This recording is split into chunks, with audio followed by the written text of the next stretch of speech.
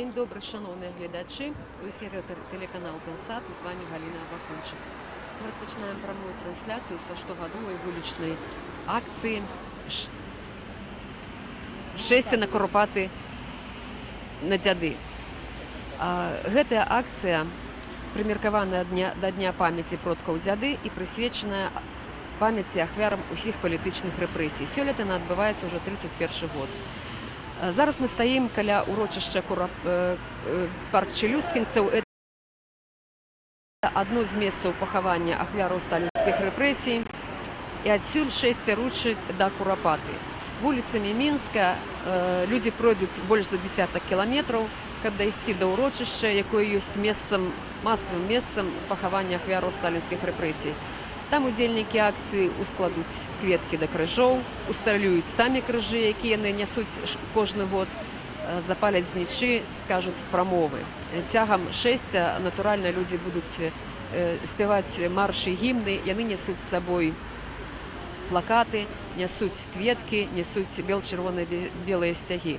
У нас ёсць шанец зараз, пакуль шэсце не рушыла, паглядзець, як выглядае гэтая калона, і паразмаўляць з арганізатарамі акцыі. Арганізатарамі акцыі з'яўляецца кансерватыўна-хрысціянская партыя БНФ. Гэтак адбываецца цягам некалькіх апошніх гадоў. Ну вот мы зараз бачым, што тут такія плакаты ёсць: курапаты сведчання генацыду, курапаты наш народны мемарыял, беларуская аўтакефальная праваслаўная царква, хайсы, віцебскія курапаты. Пра ўсе гэтыя змест гэтых плакатаў у нас будзе шанец паразмаўляць цягам дарогі, якая будзе доўжыцца каля 2 гадзін і завершыцца ў курапатах. Жыве незалежная Беларусь, шмат іншых плакатаў тут ёсць, але на пачатку я бы хацела даць слова арганізатарам. Яны знаходзяцца зараз у пачатку калоны. Сярод іх зараз бачу спадара Алеся Чахольскага. Вітаю вас, спадар Алесь. Зараз з намі адзін з арганізатараў, адзін з заяўнікаў акцыі «Шэсце курапаты на дзяды», правильно? Ну так, я адказны сакратар управы кансерватыўна-хрысціянскай партыі БНФ. Як кажуць, за арганізацыю мерапрыемства, ну, я займаўся гэтым арганізацыяй мерапрыемства і вот, як кажуць, зараз выбудуем калону. Вы арганізатар не першы год, я так разумею, так? Чым сёлетняе шэсце, вот сама арганізацыя, самаправядзенне будзе адрознівацца ад іншых? Ці оно не будзе адрознівацца? Што сёння будзе тут? Ну, сёння таксама мы несем шмат крыжоў, традыцыйна. Значыць, ну, розныя актуальныя плакаты. У сувязі, тут, разумееце ж, пагроза незалежнасці краіны. І усходнія суседзі, расейцы, нам сказалі, што яны могуць паўтарыць. Так што паўтарыць, забіць 2 мільёна беларусаў? Пагэтаму беларуская салідарнасць ёсць супраціў гэтай расійскай агрэсіі і акупацыі. Таму сёння і ушанаванне памяці тых, хто быў закатаваны у шматлікіх курапатах, якраз таксама паказвае тое, што мы ёсць. Беларусь жыве і будзе жыць. Мы не здадзімся, палезуць, сустрэнем. Дзякуй вялікі. Гэта быў Алесь Чахольскі. Спадар Алесь, мы яшчэ з вами спаткаемся, паразмаўляем цягам нашага шэсця, а пакуль што паглядзім, як выглядае калона, так? Як я ўжо казала, і вот спадар Алесь таксама паўтараў, тут ёсць шмат плакатаў, шмат расцяжак розных, з рознымі надпісамі. Прапаную яшчэ прайсці і паразмаўляць з іншымі арганізатарамі. Гэтае шэсце, як бачым, мае шмат аспектаў. Ушанаванне палітычных ахвяр і, ну, як бы праекцыя на сённяшні дзень. Дзень добры, спадар Юрый Беленькі, так? Я. Спадар Юрый Беленькі, адзін з арганізатараў шэсця, так? Спадар Юрый, сэнс і змест. Сёлета акцыя праходзіць 31 раз, правильно? Сэнс і змест такі, які быў закладзены нашымі продкамі. Мы шануем мінулае пакаленне, і мы даем ім павагу, даніну, з радасцю, дзячым за то, што яны зрабілі для нас. І мы глядзім у будучыню. Мы перадаем дзецям нашим, унукам нашим вот эта пераемнасць пакалення, светлая, добрая. Пакуль гэта ёсць, жыве нацыя, жыве народ, жыве вот это жыццядайны дух нацыі. Это вельмі важна. І вельмі важна, што гэта адрадзілася ў свой час на Беларусі. Вельмі важна, што ёсць людзі, якія разумеюць, якія ахвяруюцца сваім часам, ведаеце, ну і пэўныя фізічныя, скажем так, энергіі, бо прайсці такі шлях это не так-то проста. Я вельмі удзячны гэтым всем людзям, якія прыйшлі. І я думаю, што прыйдзе час, калі гэта будзе сапраўды рушанне ўсенароднае. Дзякую вам. Дзякуй, Юрый, яшчэ не ўсё. Калона па крысе шыфтуецца, так, але вот шанец ёсць пакуль што сказаць. Наколькі людзей разлічваеце? Адкуль гэтыя людзі? Хто гэтыя людзі ўрэшце рэшт? Ведаеце, это патрыёт. Это сапраўды, вот я вот гляжу зараз, вот это тыя патрыёты, для якіх Беларусь у сэрцы назаўжды моцна і яе адтуль не ўбраць. Это людзі нашай зямлі, якія гатовы ахвяравацца дзеля бацькаўшчыны, якія ахвяруюцца дзеля бацькаўшчыны, і якія ствараюць вот тую аснову, той падмурак, на якім і жыве наша Беларусь, жыве Беларусь. Дзякуй вялікі. Дзякую вам. Ну вось так арганізатары ацэньваюць сваю акцыю, з яе сэнс, яе змест, што будзе сёння ў ёй адбывацца, мы будзем бачыць цягам шэсця. Пакуль паглядзім, што адбываецца далей у калоне. Людзі таксама прыйшлі з кветкамі, якія, як я ўжо казала, будуць ускладзеныя да крыжоў, спяваюць ваярскія песні і гімны. Гэта таксама традыцыя ўжо для шэсця на дзяды. І новыя твары. Ёсць шмат удзельнікаў, якія прыходзяць не першы год, але ёсць шмат моладзі, якія трымаюць, бачым, чырвона-белы сцяг. Ну, мы таксама зможам з гэтымі людзьмі паразмаўляць. Калона павялічваецца, уже можна сказаць, пра некалькі дзесяткаў чалавек. Удзельнікі заяўляюць до 5000. Былі такія гады, калі удзел у гэтай акцыі прымалі і каля 5000 чалавек. Зараз это уже крыху менш. Ёсць шанец паразмаўляць з адной удзельніцай, так? Дзякуй вялікі. Вот тут нам раздаюць улёткі, мы зараз іх пачытаем, а пакуль што паразмаўляем з удзельніцай акцыі. Калі ласка, знаёмімся, называйцеся, что на вашем плакате, что вы хотите сказать? Добрый день, меня зовут Светлана Коваленко. Мне просто вельмі хвалю і нават пужае тое, што нашы ўлады там збіраюцца падпісваць 8 снежня, так? Таму вось такі плакат намаляваны. Таму гэты вось звер, тут ось як бы зразумела з расійскім сцяжком, ён ужо побач нашай хаты, ён ходзіць побач, там перыядычна засоввае лапу ў нашы вокна, але самае страшнае будзе тады, калі гэты звер ужо будзе ў нашай хаце. І галоўна гэта трэба не дапусціць. Тыя, хто нас зараз бачыць, магчыма, скажуць, што сёння акцыя памяці, шанавання памяці продкаў. А тэма зусім крыху іншая у вас. Што вы на гэта скажаце? Справа ў тым, што курапаты, яны праз менавіта адсутнасць незалежнасці адбыліся і якраз ад вось гэтага звера. Дзякуй вялікі.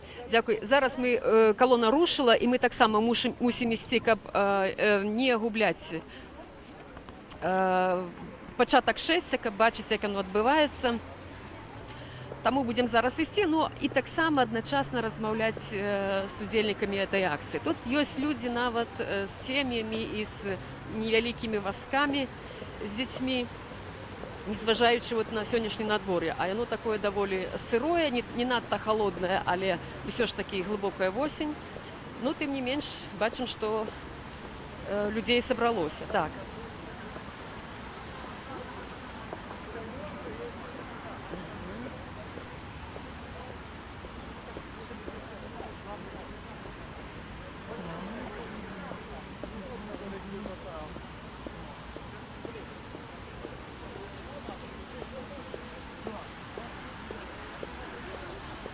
Як я ўжо казала, тут у нас ёсць маладыя людзі, якія несуць чырвона-белы сцяг. Ну вот, колькі словаў з імі празмаўляем, да? Празмаўляем? Можна. Скажите, будь ласка, ви самі чому тут? Ви прийшли один, ви прийшли з сябрами, з партійцями, однодумцами. Хто, як, яким чином ви тут опинилися? Ну, получается, я пришел сюда со своими друзьями, и мы решили почтить память и именно тех людей, которые были забиты в Куропатах, ну и полностью почтить память по поводу наших родственников. Есть такие у ваших свояков, среди ваших свояков такие люди есть, которые потерпели? Ну да, есть. Ну, это еще в то советское время, которое было когда-то. Вы ведаете у вашей семьи таких людей? Да, есть. Есть такие, но на данный момент, ну, как бы афишировать я не хочу, это только семейное дело, но такие есть люди. А скажіть, увогуле, от про таку з'яву, як ахвяри політичних репресій, сталінських репресій, откуль як ви довідалися? Ну, я доведался про это там от дедушки и бабушки. Давно? Давно? Ну, 15 лет назад. 15 лет. Что вы про это думаете? Что вы про это думаете? Но я думаю, что такой ситуации, чтобы никогда его не происходило вообще, как было раньше, потому что это очень страшно, когда убивают именно своих граждан, своей страны, и именно за какие-то идеи, ну, за то, что ты являешься именно только гражданином своей страны, убивать людей. Как так? Ну, это немыслимо. Дякую вам велике. Дякую. Назовіть секрет, ласка. Віталій Трегубов. Дякую велике. Я думаю, зараз буде варто згадати увогуле, що за така з'ява шестя у Куропати на дяди. Откуль пішла ця традиція, чому вона з'явилася? 31 год назад, у 1988 году, у Беларусі, тоді ще Совєтської Білорусі, відбулася така надзвичайна подія. У червні вийшов артикул у прогресивній вельми тоді газеті «Література і мистецтво» «Куропати. Дорога смерті». Її авторами були Євген Шмігальов і Зенон Пазняк. Редактором этого незалежного видання був поет Анатолій Вертинський, який просто відважився надрукувати у той совєтський час такий артикул. Їм розповідалося, що у лісі Каляменського, яке називалося Куропати, назва цього місця, цього урочища має різні, якби, тлумачення, гэта назвы вельмі розныя, в залежнасці ад таго, ці гэта былі назва вёскі даўняй, ці гэта былі кветкі, якія там раслі. Не ў гэтым сэнс, а ў сэнс у тым, што там былі адкрытыя больш за 500 месцаў пахаванняў людзей, якія былі рэпрэсаваныя ў гады сталінскага тэрору. Не спынить, не стримать. Перепиню трошки гаворку, послухаємо спів. Не разбить, не спынить, не стримать.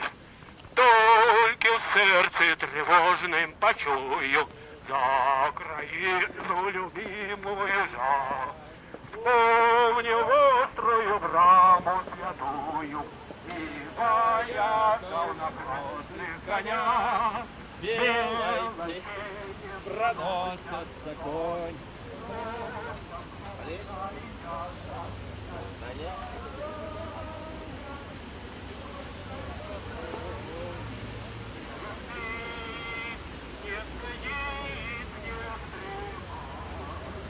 Як бачимо, колона розтягується вже на кілька десятків метрів.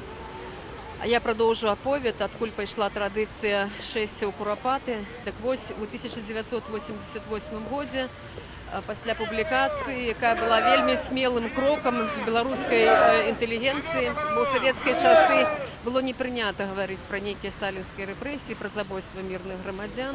І тоді впершиню у 1988 році люди зібралися каб прыйсці ўшанаваць памяць расстраляных людзей у Курапатах. Яны сабраліся каля марскоўскіх могілак.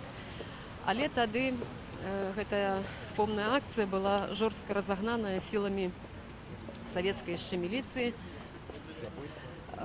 І людзі змаглі дайсці толькі на поле, якое там было побач з Курапатамі, якое зараз ёсць, і там адбыўся такі першы мітынг з удзелам пісьменніка Владзіміра Арлова, Зенона Пазняка, многіх іншых людзей.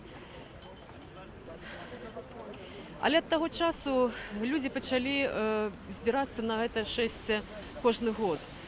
Тады гэтая падзея, якая адкрыццё Курапата ў Мінску як месца масавага забойства мірных грамадзян, она была такая вельмі мела вялікі рэзананс у тагачасным Савецкім Саюзе. Упершыню людзі даведаліся пра такое, што такое магчыма. І з таго часу, як я ўжо сказала, 31 год, 31 раз, вот 31 год праходзіць гэтая акцыя. І сёння ў гэтай калоне ідуць людзі, якія удзельнічалі ў той першай помнай акцыі ў Курапаты на дзяды, і гэта скульптар Генік Лойка. Вот зараз мы з ім паразмаўляем пра тую падзею, якая адбывалася 31 год таму.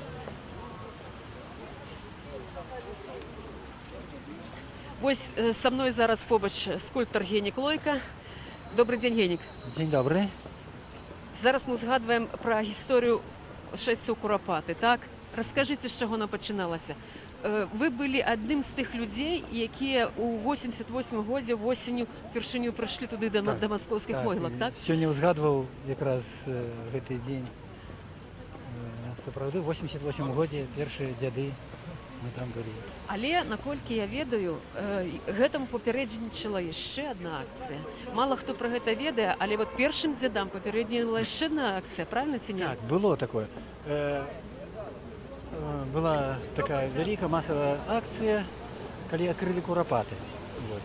Я таксама думаў, 88 год пачаліся дзяды, а што раней было, ўсё не мог, Узгадвалі, што штосьці было яшчэ да таго, да? Так. І летом, калі Пазняк апублікаваў артыкул «Дарога на Курапаты», мы тады талакою дзесьці праз тыдзень, ці можа і 2 тыдні рыхтаваліся, і учынілі адкрыццё, учынілі мітынг. У самым урочышчы, это да дзедовішча было, так? І я памятаю тады загітаваў студэнтаў першага курса, у якіх было скульптароў, у якіх была практыка гіпсавая, так? Кажу, давайте зараз жа зробім хутка якую-нибудь скульптуру туды на Курапаты. Якраз там з артыкула Пазняка там вынікала, што быў такі адзін эпізод. Хлопцы малыя расказвалі, што яны... Вспаміналі, што калі былі малымі хлопцамі, яны бачылі труп там на Курапатах. Малыя дзеці, якія там гулялі, бачылі, так? Такія хлопцы, так. Яны пасадзілі гэты труп каля сасны і далі ў руку газету. Я думаю, вось у такой жа позе зрабіць хутенька такую фігуру. Вось, і мы некія порткі знайшлі, некую гімнасцёрку, ці што там акунулі ў гіпс, яна так застыла, як чалавек такі. І потым Ігор Марашкін прывёз туды ўжо на Курапаты гэтую скульптуру, і там паставілі, як мітынг пачаўся, мы паставілі каля сасны.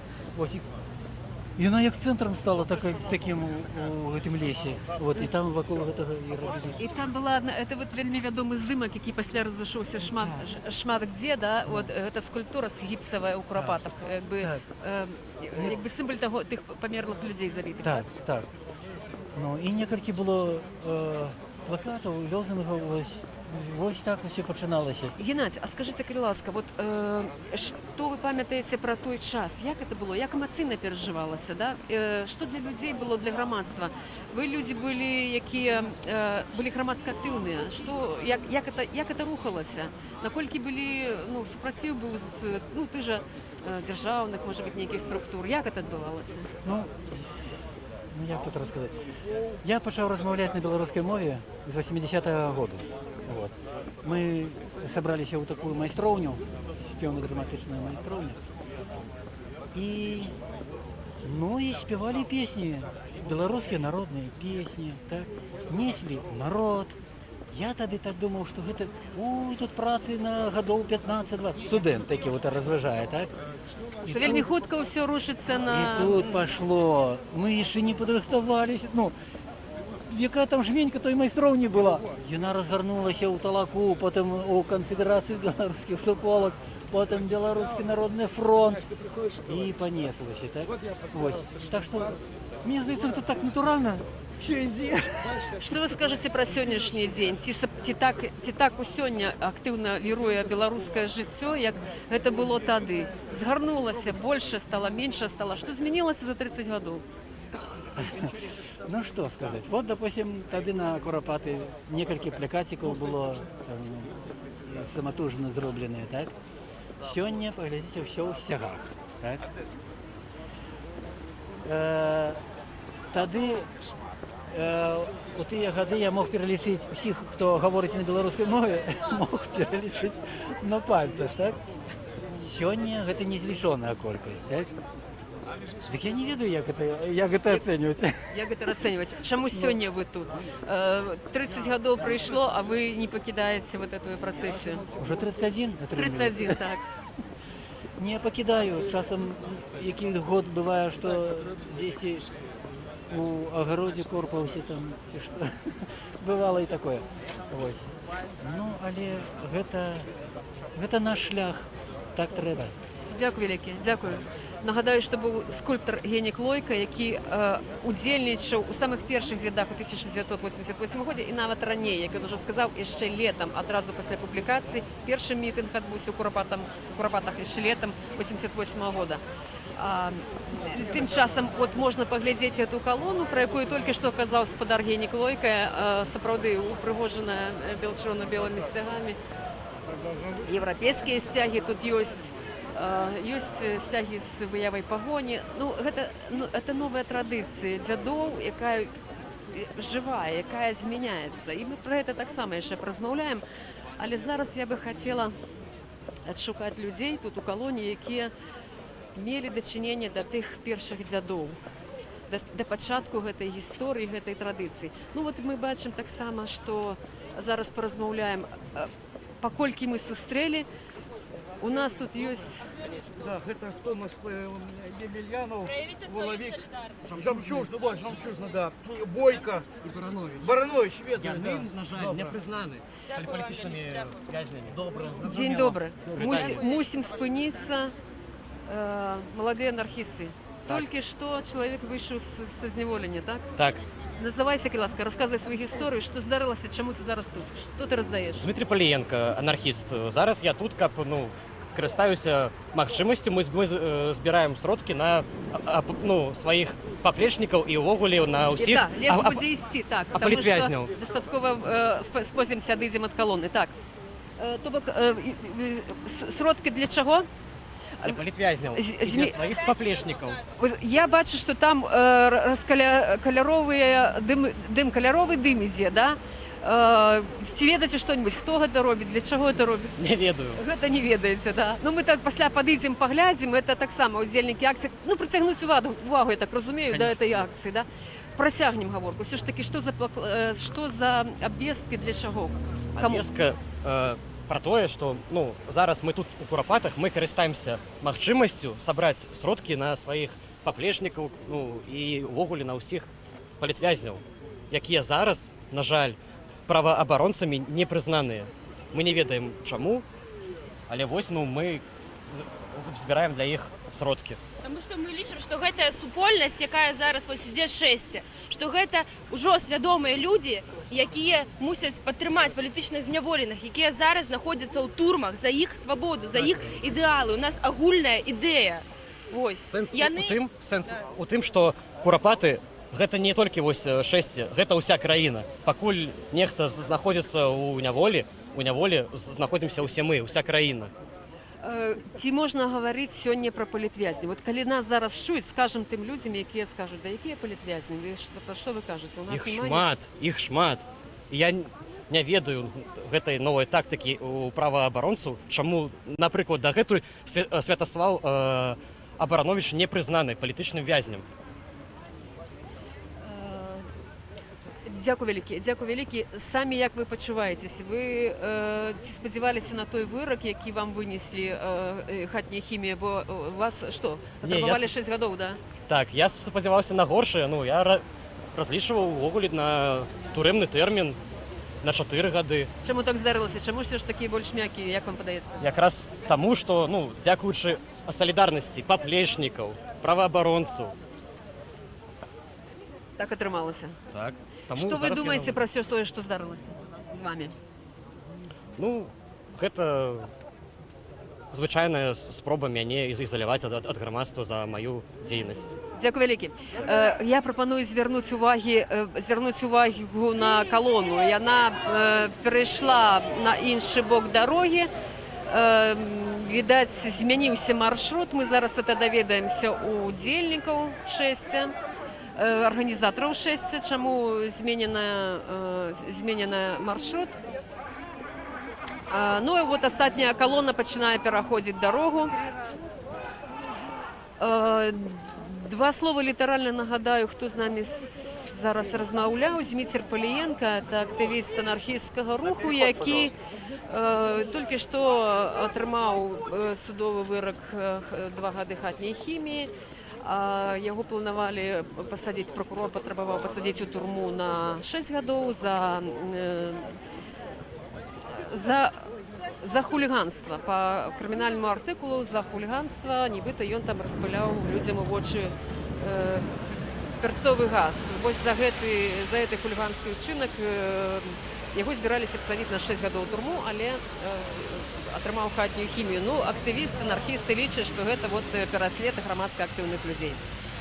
Тым часам другая частка калоны тут знаходзіцца на пераходзе. Будзем спрабаваць зараз дагнаць і іншых людзей. Мы не можам перайсці, чырвонае святло.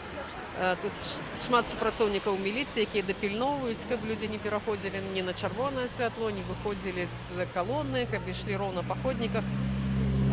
Таму такія перапынкі ёсць.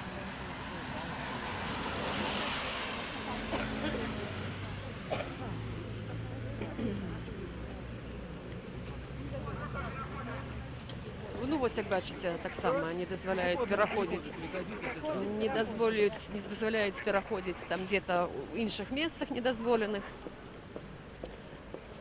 Гэткім чынам крыху калона рушыла наперад, але мы будзем таксама працягваць яе, далучацца да яе. Людзі чакаюць астатніх.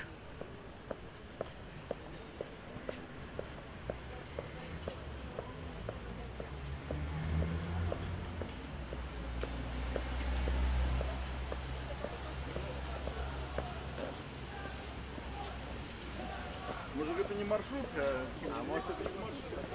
Чуем, там наперадзе вигукваюць лозунги.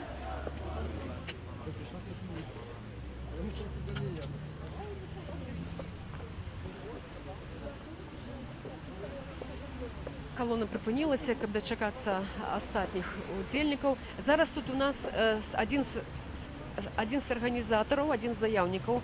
Дзень добры.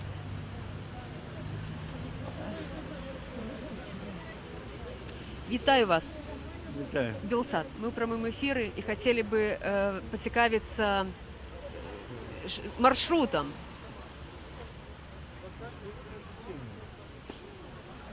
Маршрут традыцыйны.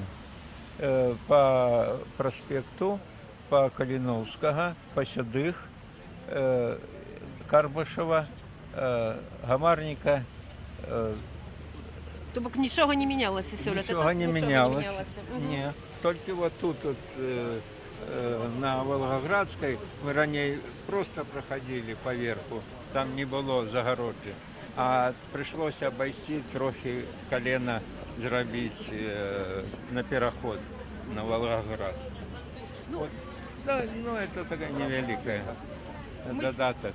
Мы сегодня узгадывали про тое, что первая акция была такая вельми резонансная з той причины, что она была просто разогнаная, просто кажучи. У далейшие годы, по-моему, подобного не здаралася, так? В дальнейшие годы не здаралося, насколько я памятаю. Были разные спробы поменять маршрут, спробы разные, але мы вытримали и свою позицию вытримали, и каждый раз уже традиционно робим этот маршрут. Чому важно? Чому важно вот стільки часу надовжиться, не перепиняться та акції, ви самі як лічите? Ціна має пльон. Ну, справа треба пройти по городу. Люди повинні бачити, що Білорусь живая, і не здається, Росії не вдасться прихопити Білорусь. І люди повинні бачити, і транспорт іде по проспекту, всі бачать, що Білорусь змагається, Білорусь не допустить, що інкорпорація, яку збирається проводити Росія, в планах, будемо так казати. Як ви розцінюєте кількість людей? Скільки зараз тут людей є, як ви як організатор, так? Людей, як завжди, скільки б не було, це їх шмат. І сьогодні шмат людей, і вельми задовольняє це. Поглядіть, скільки стягов, скільки людей, який настрой. Это вельми добре. И это говорит, что мы не сломались, что мы есть, что мы змагаемся за нашу незалежность супроть российской спробы империи, сегодняшней российской интеграции под выглядом знову захопити Білорусь.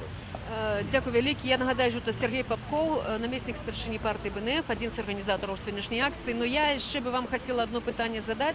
Все ж таки сьогоднішня акція – це пам'яті продків дяди. Чому говоримо про російську інтеграцію? Справа в тому, що 30-ті, 37-ті, 30-ті роки яскраво показали, що є Российская империя под выглядом Советского Союза, як вона нищила наших людей, самых вибітних, самых активних знищала. І тому ми говоримо, що ми пам'ятаємо ці події, ми пам'ятаємо своїх продків для того, щоб люди розуміли, що з Росією, з Російською імперією будучині нема. І тому треба виходити, треба змагатися, відстоювати свою незалежність. Дякую вам велике, дякую. Ну, ми рушимо зараз наперед колони, бо чуємо, що там вельми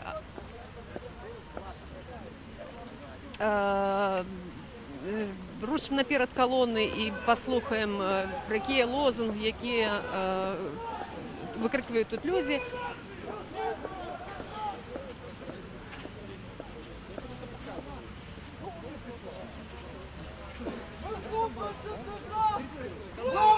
Будемо шукати зараз. Слава нації! Виступать інтеграції! Слава нації! Виступать інтеграції! Слава нації! Виступать інтеграції! Слава нації! Виступать інтеграції! Слава нації! Виступать інтеграції! Слава нації! Виступать інтеграції! Слава нації!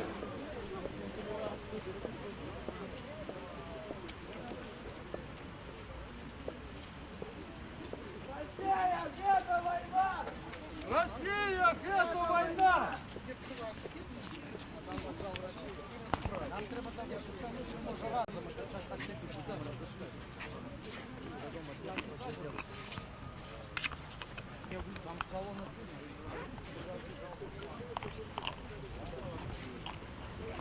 Я нагадаю, што тэлеканал Белсат вядзе прамую трансляцыю з штогадовага традыцыйнага масавага шэсця на Курапаты у Курапаты на дзяды. Удзельнікі зараз арганізатары не могуць сказаць, колькі удзельнікаў прыйшло.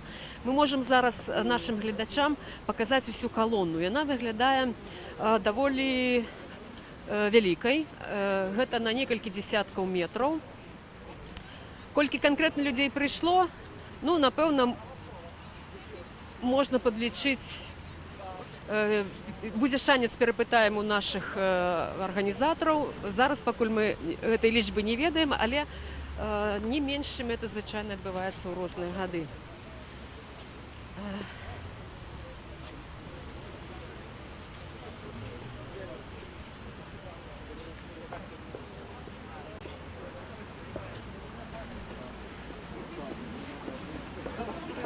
Зараз мы пройдзем у галаву калоны і паразмаўляем ізноўжа з арганізатарамі і таксама з цікавымі людзьмі, якія тут ідуць, з тымі людзьмі, якія ведаюць гісторыю Курапатаў, гісторыю гэтай працэсіі, увогуле гісторыю сталінскіх рэпрэсій у Беларусі.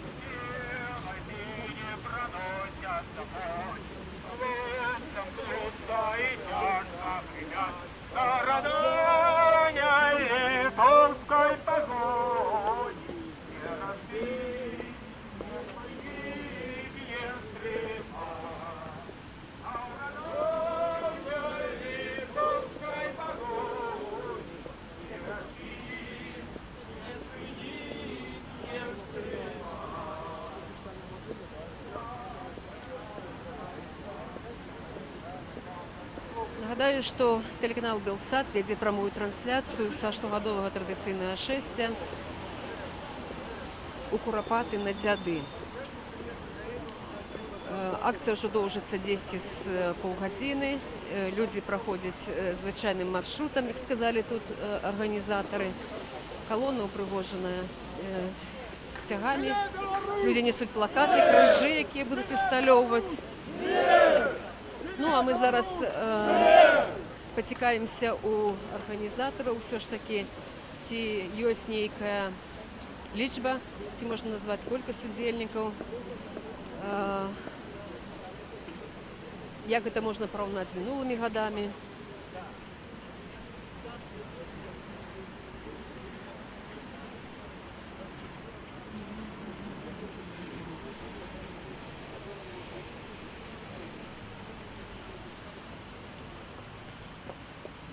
Гаспадар Алесь Шахольскі ў галаве калоны. Гаспадар Алесь, што скажаце на гэты момант пра шэсце, колькі удзельнікаў, адкуль гэтыя людзі, ці вы самі, ну, як разлічваеце, ўсё ўдаецца, што планавалі, ці не?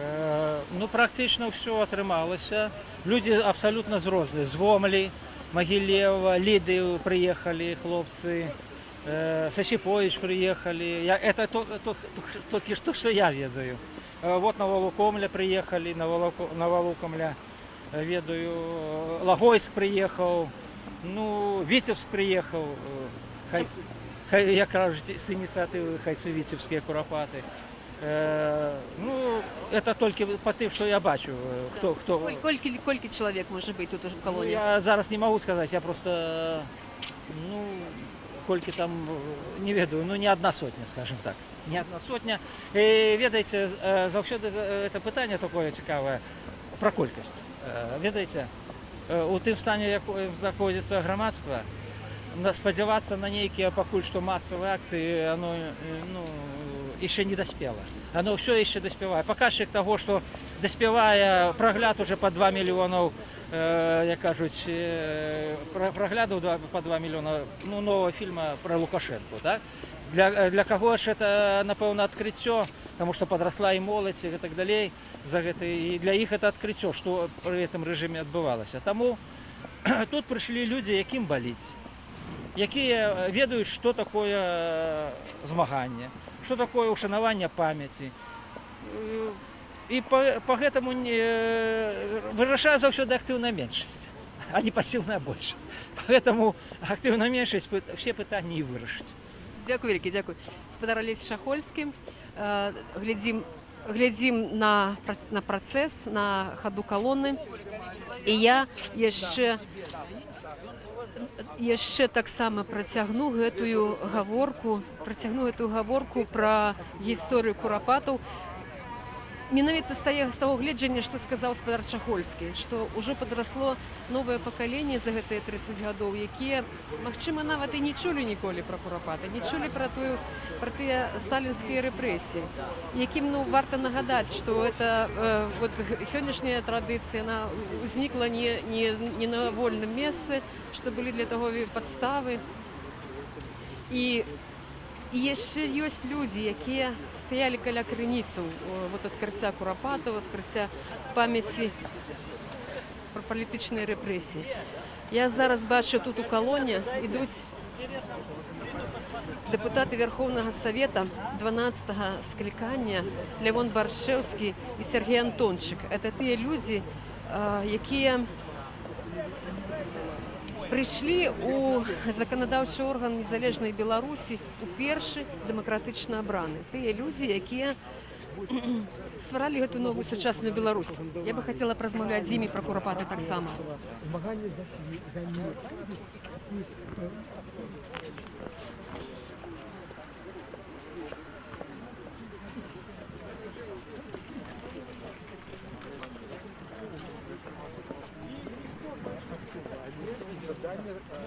Частка людей так и думала. Я сам, коли читал этот малыш, думаю, правильно. Вот в чем розница. А зараз это...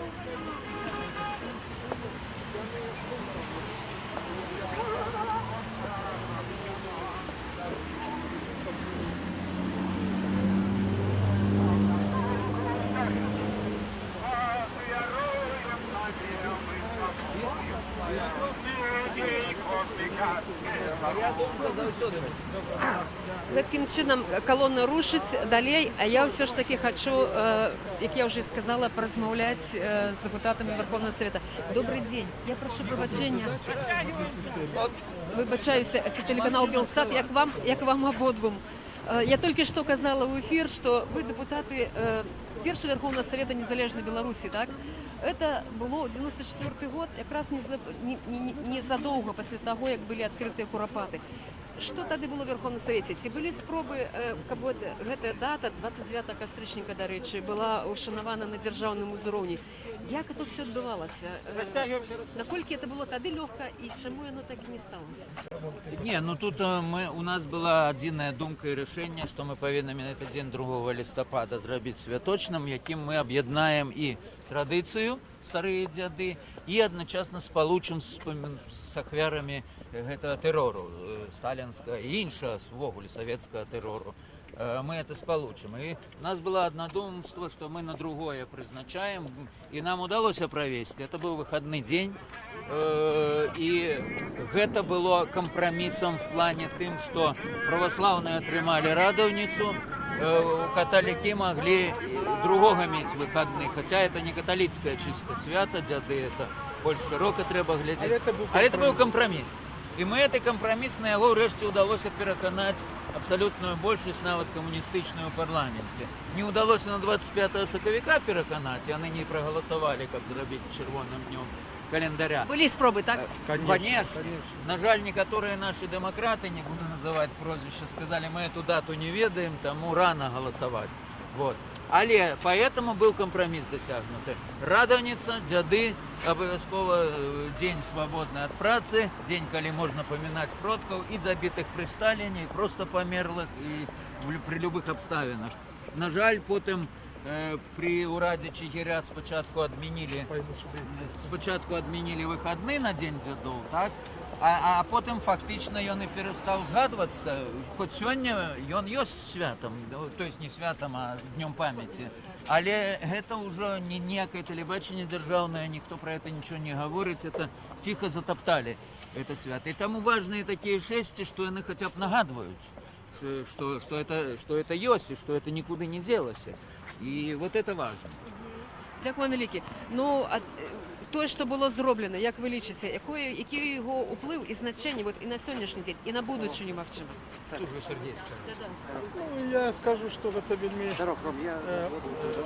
Любая нация, любой народ трымаецца на розных рэчах, на сваёй гісторыі.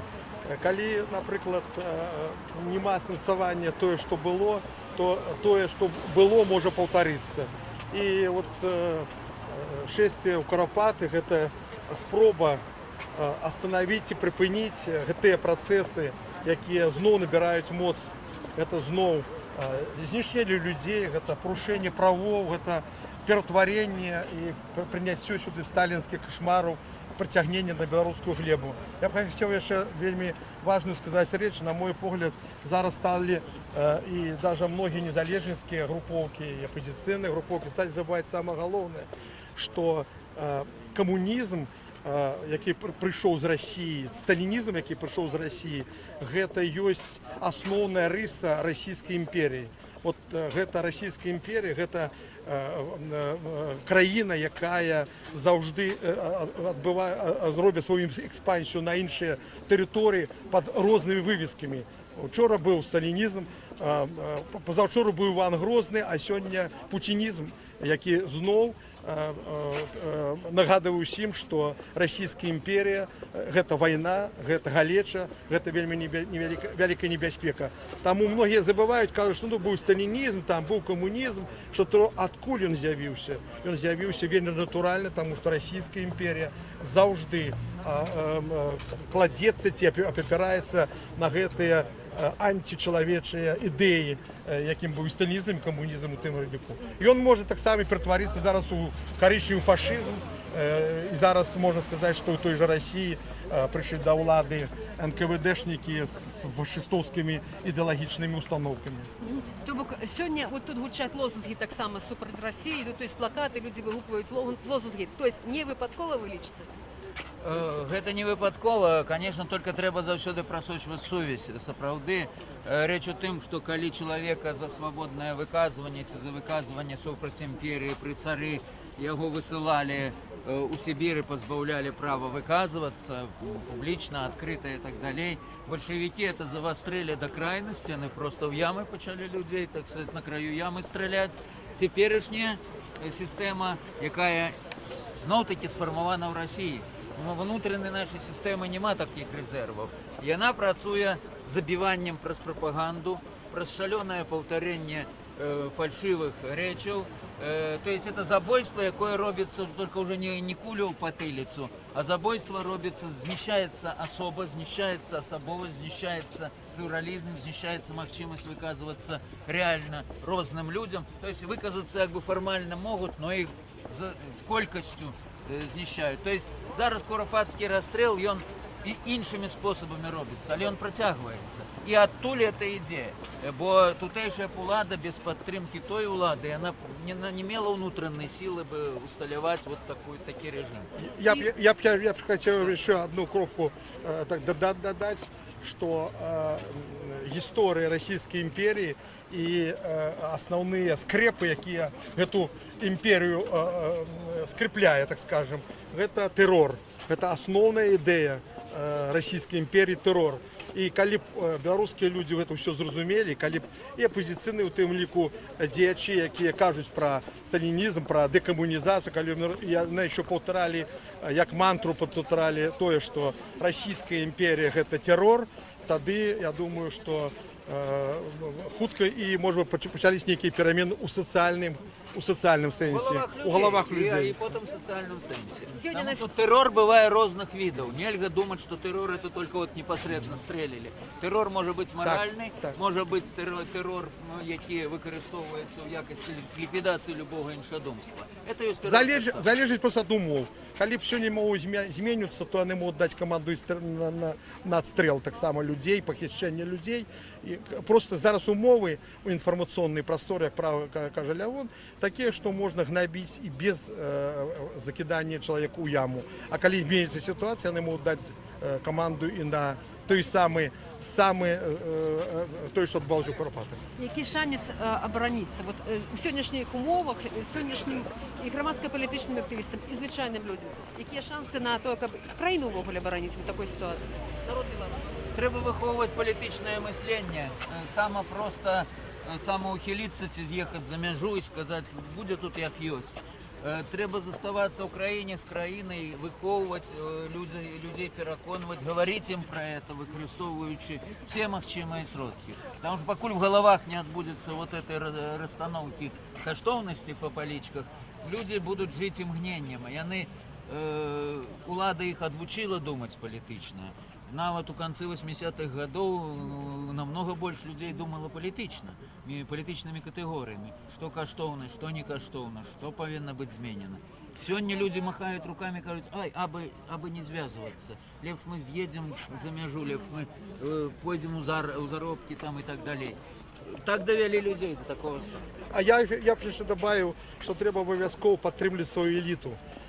Беларусы, на мой погляд, уже у новой ситуации, яны забыліся, что кожная нация, кожны народ мае свою элиту.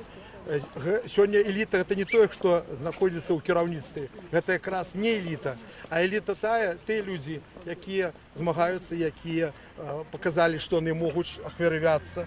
Людзі, навукоўцы, якія стаяць на падмурах гістарычных, навуковых даследаванняў і так далей. Мне здаецца, гэта вельмі важна, каб народ, каб беларусы адчулі, што у нас, у беларусаў ёсць свая нацыянальная эліта.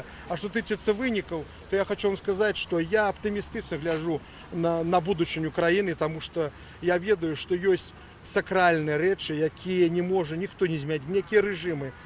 Цяга чалавека будаваць свой дом, цяга любой нацыі да сваёй гісторыі, яе неможна перамагчы, немажліва. Сёння прыходзяць людзі, якія прыходзілі 40 гадоў назад, 20 гадоў таму назад, але сёння прыходзяць новыя людзі.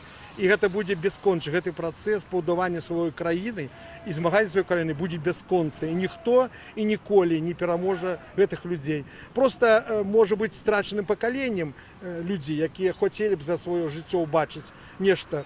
Але ж мы жывём у сваёй незалежнай краіны. Сёння гэта краіна, яна належыць пакуль што іншым сілам, але унутры запашваецца энергія, якая рана ці позна зноў вспыхне і з'явяцца і новыя лідары, і новыя камандзіры, і новыя нашыя людзі, кіраўнікі, і наперадзе будзе ісці беларуская нацыянальная эліта. Яе ні Курапаты, нішто не могуць знішчыць. Дякую вам, Лікі, дякую.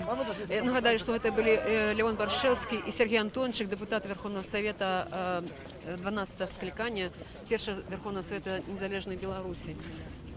І тут такая прогучала думка, што ідзе вот эта повесть пакаленняў, хоць людзі больш апалітызаваныя сталі ў гэты час, чым былі нават у 80-е гады, але мы бачым зараз тут моладзь.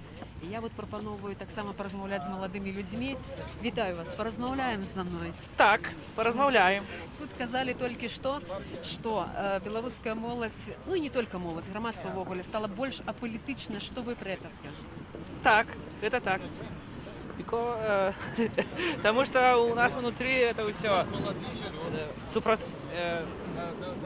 сопротивление. Это внутри у нас. Потому что все дрэннее и дрэннее становится. Добра, тады чаму вы тут? Вы тая самая моладзь, про якую кажаш, што она палітычная. Так, так. Ну так, а вы чаму прыйшлі? Так, чаму вы прыйшлі?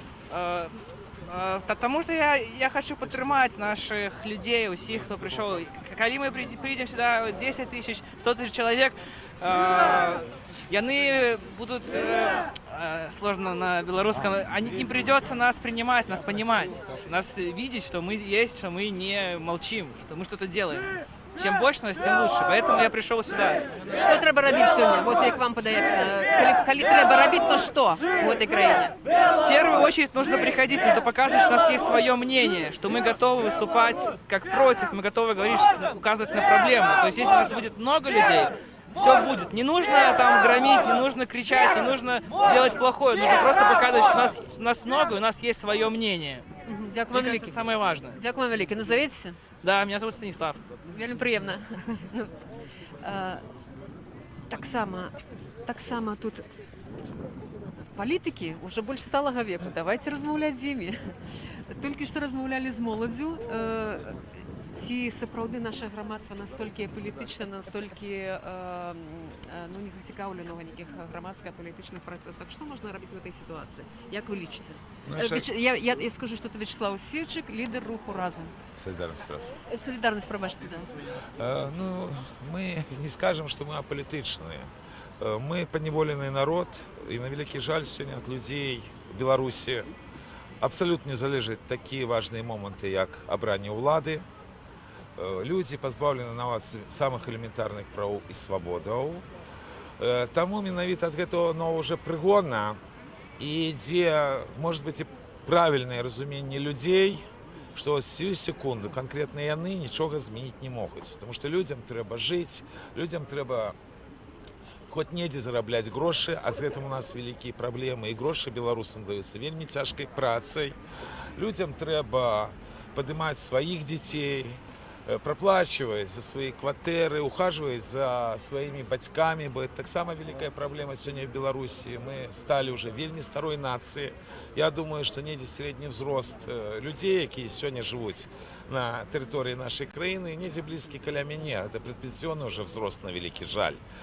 Тому белорусы загнанные вот этим отсталым, насамрэч, режимом Александром Лукашенко в такую ситуацию, что разважаць про іх катэгорыям палітычныя найти, а палітычныя просто не маюць сэнсу. Практычна все наше насельніцтва, в том ліку і чыноўнікаў, загнали великий барак. Вот. И тут все оценки, якія могли бы быть, калі мы жили в іншых умовах, не зусім корректные. Але вот нават сённяшняя акція, она показывает, что такі спадзяванне на лепшую будучыню нашей краіны, нашей Беларусі, мусіць быць у тых людей, які не здаліся. Бо все акції адбываюцца, люди ёсць, люди абсолютно нормальные. Яны разумеюць, дзеля чаго ідуць, яны разумеюць, навошта яны прыходзяць. І для меня, вы дакладна сказали, может это добра, может кепска, я сапраўды ветеран уже, калі казаць пра гады нацыянальнага руха. Вельмі прыемна, што менавіта на дзедах, на той акцыі, якая практычна запачаткавала, таксама была адна з тых крокаў, якімі былі запачаткаваны уже новейшая хваля беларускага адражэння. Бо все ведаюць пра дзеды 1988 года, калі ўлады жили гвалт абсолютно неадекватно. Про это доведаліся не только белорусы, доведался весь свет. И практично ось деды, Куропаты, Чернобыль, это ось есть те кроки, які и привели могутную новую хвалю уже новейшей нашей истории белорусского отражения, что закончилось обновлением нашей державности в 1991 году. Натурально, после 1994 года почались абсолютно деструктивные и страшные процессы, але удел вот как раз там ліку і молоді, попереднього вашого суразмовника, я ще раз згадаю, так, в традиційних білоруських акціях так само вельми добрий знак. Тому що діди якраз гэта тое, што адрознівае Беларусь ад суседскіх народаў таксама. Бо менавіта в ментальнасці беларусаў закладзена павага да продкаў, закладзена тое, што беларус існуе не проста так в этом сусвеце, а ён знаходзіцца в правільнай для любой народа схеме. Як і кажуць, в прынцыпе, нацыяналісты, што людзі, якія жылі тут, людзі, якія жывуць тут, люди, якія будуць жыць на гэтай землі, это і ёсць Беларусь. Дякую, Вячеслав. Я би хотіла ще тільки одне питання. Наколькі зв'язана вам подається, наколькі так от слушно зв'язана вот сённяшняя помная акція, да, і про те, що люди тут шмат кажуть про інтеграцію з Росією, скажімо, такі політичні ніякі аспекти. Наколькі це все зв'язано, на вашу думку? Абсолютно зв'язано. Ми йдемо в Куропати, яких ніколи би не було, коли б не було імперської Москви. І ось та небезпека, що знову Білорусь можуть загнати під Росію. Це страшна небезпека. Про це треба повсюль казати, і особливо на таких акціях. Бо уявляєте, скільки людей би жило зараз в Білорусі, коли б не було тоді комуністичної окупації. Може все повторитися, це страшна небезпека для Білорусі, для білоруського народу. І про цю небезпеку російського імперіалізму треба говорити повсюль і особливо на таких акціях. Бо ми в тим ліку шановуємо тих людей, чому ми йдемо в Куропати, які були знищені комуністичним терором. Дякую велике. Вам Дякую. дякую. Вячеслав Сівчик, лідер солідарності руху «Разом». Я пропоную пройти так само на початок колони. Вона вже відійшла доволі істотно від нас наперед, щоб поглядіти, як вона виглядає увогуле збоку, як вона виглядає зараз для тих людей, які назирають за шестям, які є на вулицях Мінську.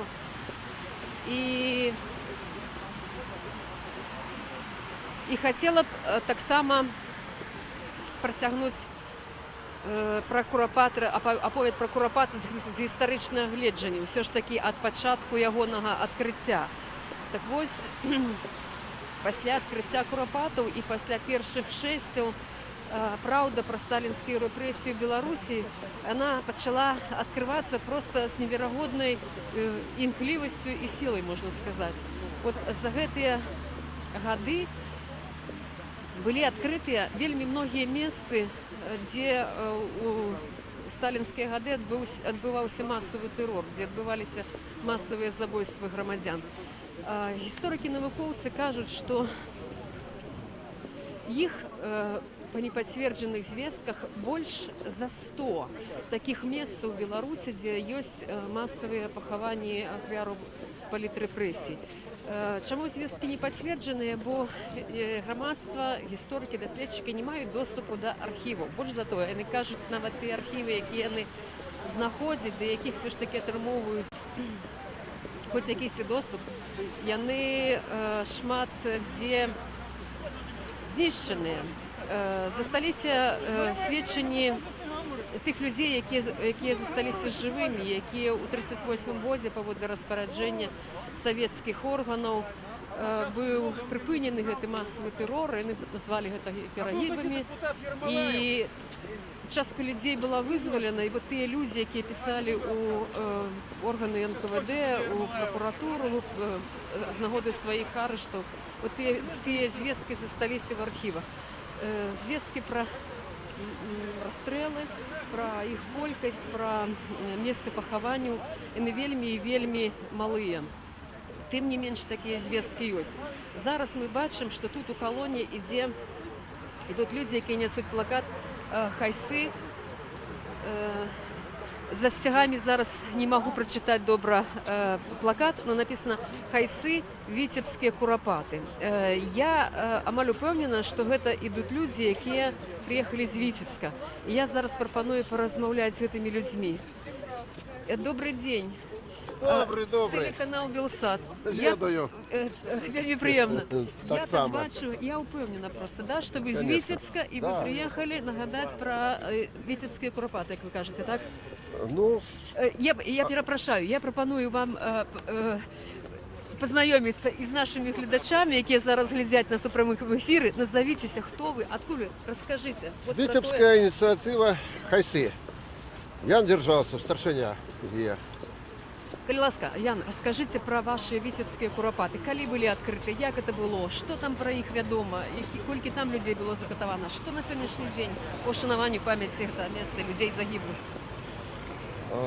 Об этом стало відомо нам у 2014 году, дякуючи місцевим жихарам. Ну, ми пішли туди, то, що ми побачили, нас уразило испужала, можна сказати, нават. Там шмат було ямін. Вокол їх і у ямінах валялися чоловічі паростки, розстріляні черепи, ззаду у потилицю. Наверху валялось шмат косток. Ну, ми подали заяви в прокуратуру, в слідчий комітет, в РАУС. Улады нам відмовили у наших заявах. Сказали, ви не заявники.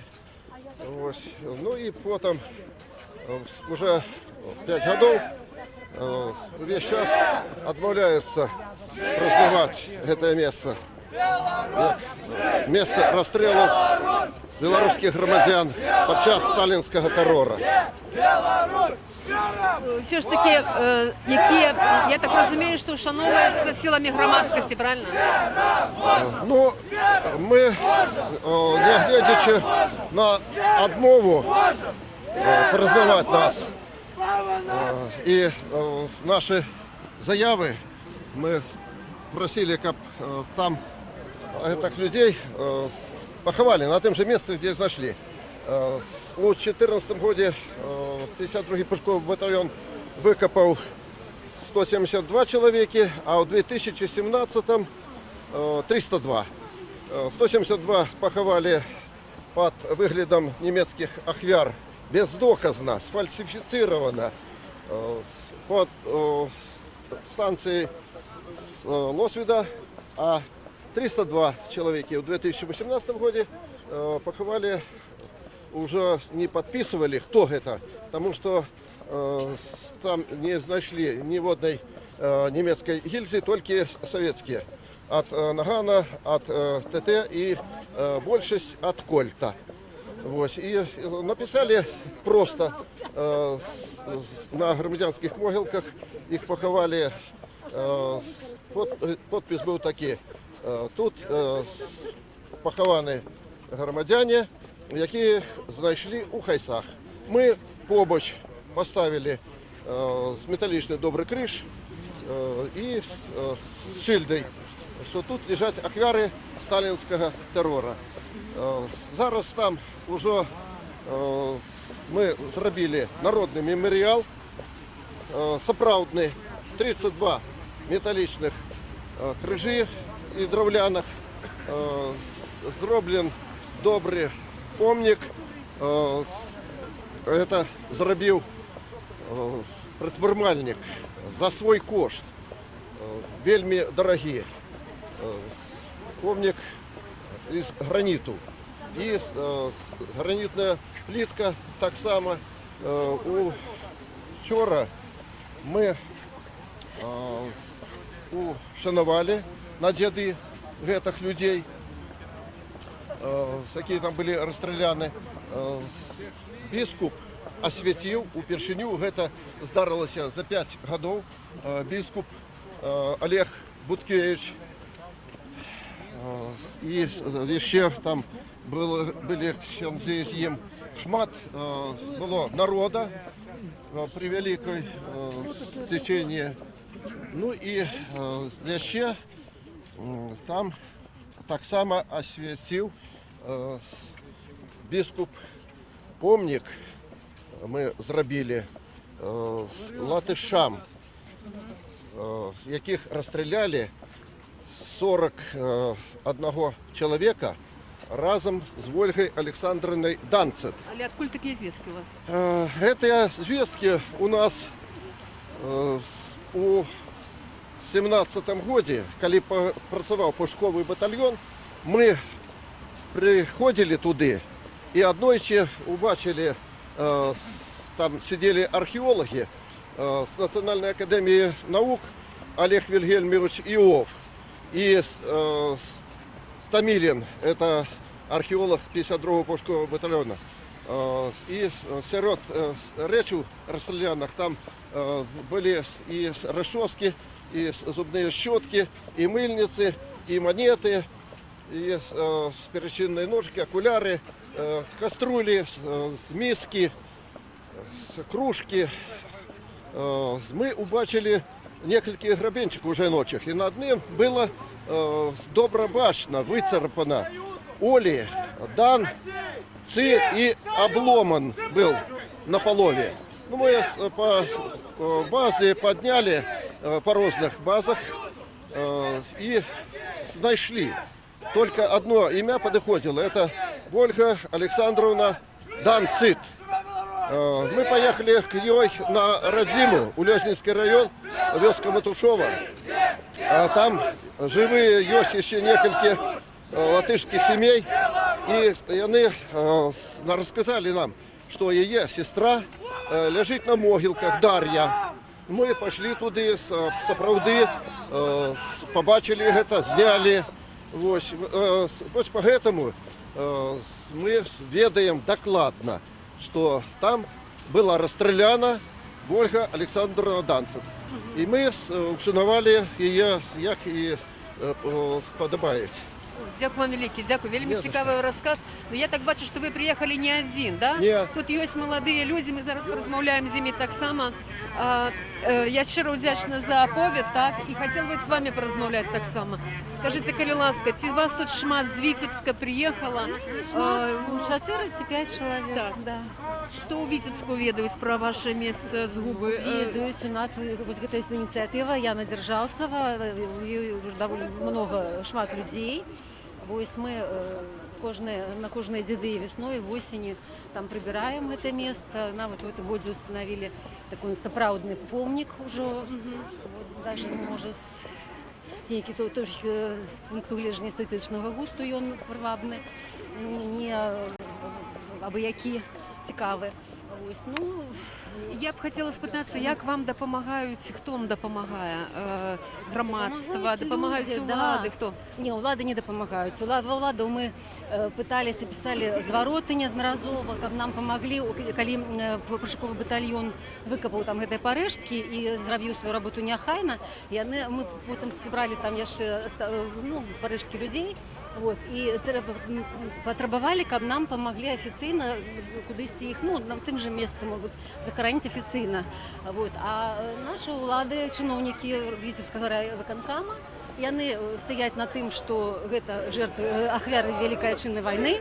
Яны взяли одним разом, яны захоронили, як яны сказали, их у места похования действительно ахвяру Великой Отчинной войны в районе Лосвіда.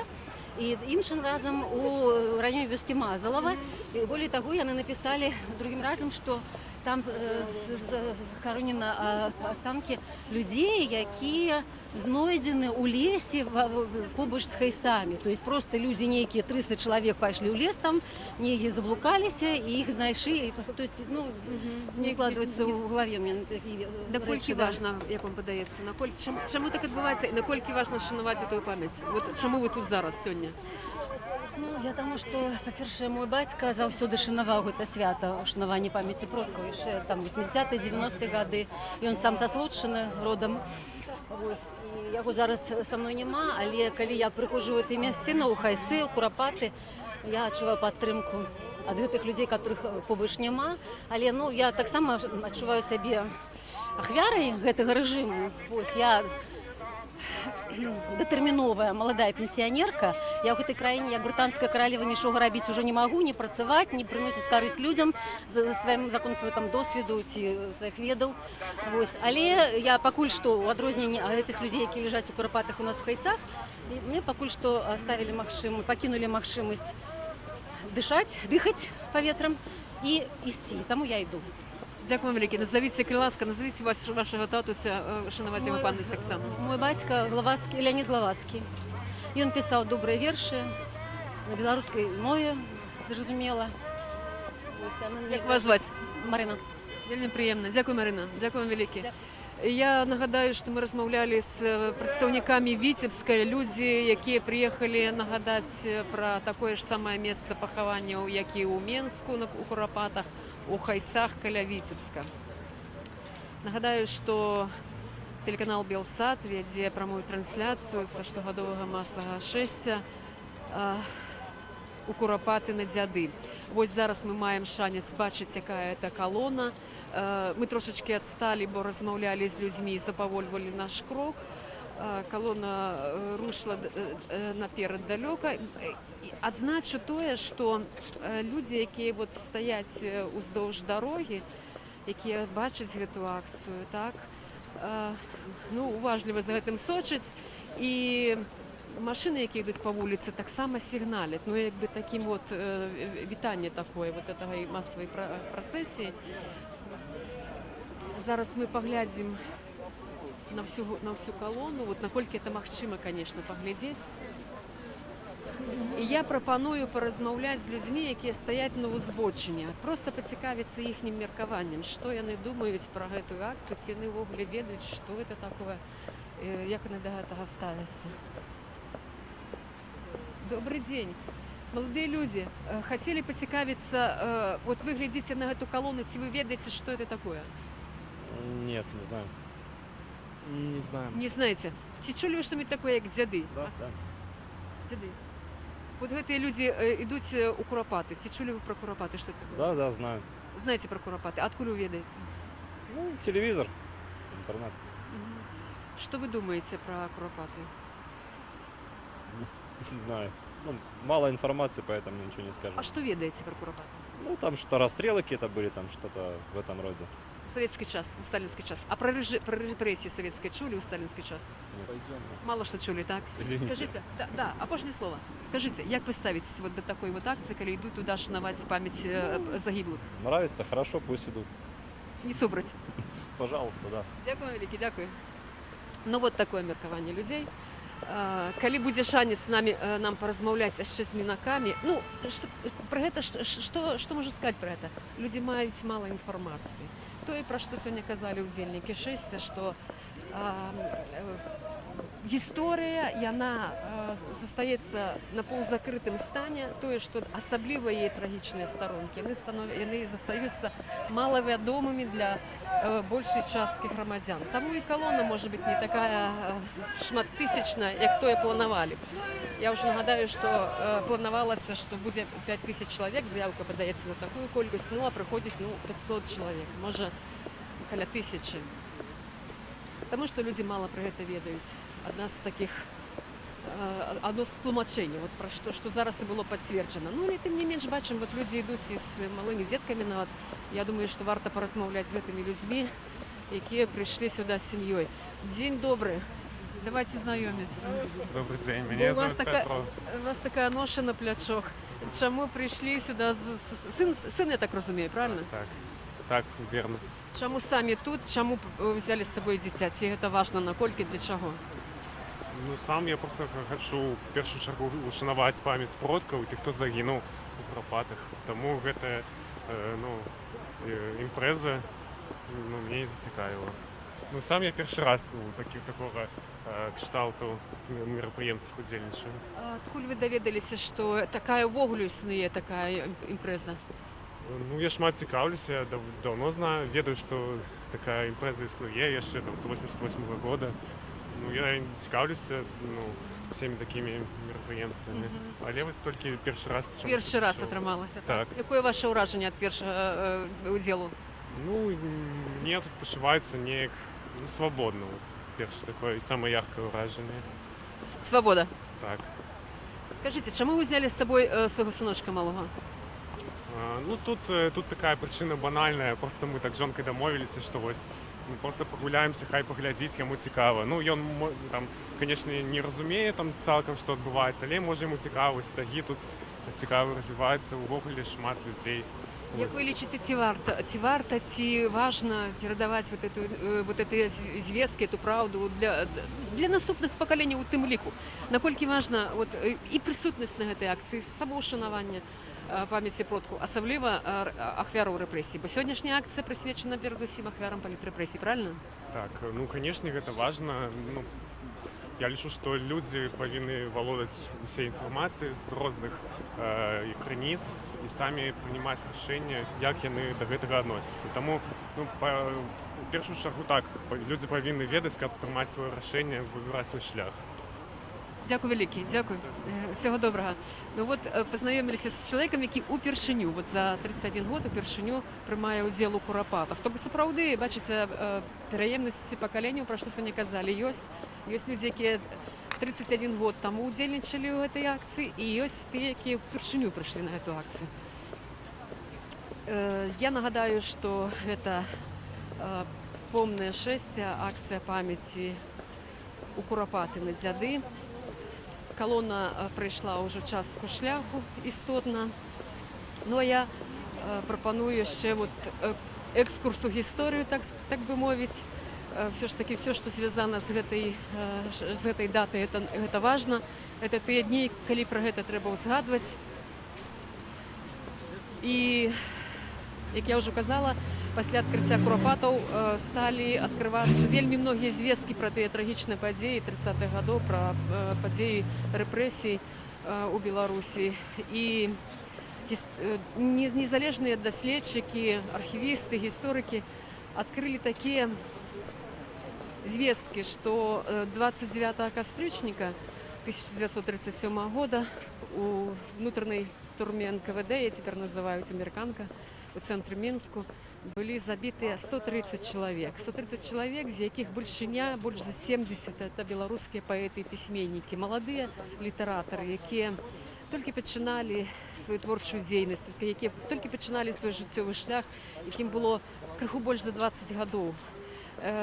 Ад їх засталіся, яны пакінулі пасля сябе просто выбітныя вершы, выбітную паэзію. Тая паэзія, якая не развілася ў поўнай меры.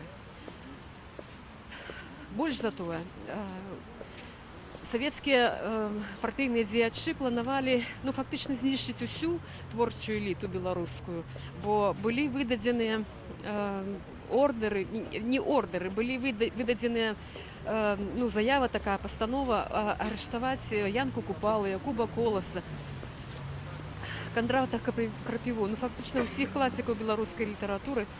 Але гэта якраз прыпала на той час, 38 год, про які я казала, што была пастанова савецкага ўраду прыпыніць рэпрэсіі. Яны прызналі перагібы, так бы мовіць, у знішчэнні людзей. І вот была некаторая невялічкая перадышка. Вот нашыя пісьменнікі патрапілі ў гэтую умоўную перадышку, і яны проста ацалелі. Таму мы маем сёння такія творы Янкі Купалы, Якуба Коласа, якія мы маглі бы ніколі не мець. Гэтак жа сама незваротна страчаная, просто непоправная утрата маецца для нашага народу, для нашай літаратуры, для нашай нацыі. Увогуле са стратай вот этих маладых беларускіх паэтаў. Больш за 70 чалавек. 29 кастрычніка у ноч вот гэтых расстраляных паэтаў у Куропатах адбылася акцыя памяці, ўжо 3-й год она праводзілася, якая так і называецца «Ноч расстраляных паэтаў». Цягам усей ночи сучасныя беларускія паэты, пісьменнікі, літаратары чыталі вершы от тых расстраляных беларускіх паэтаў.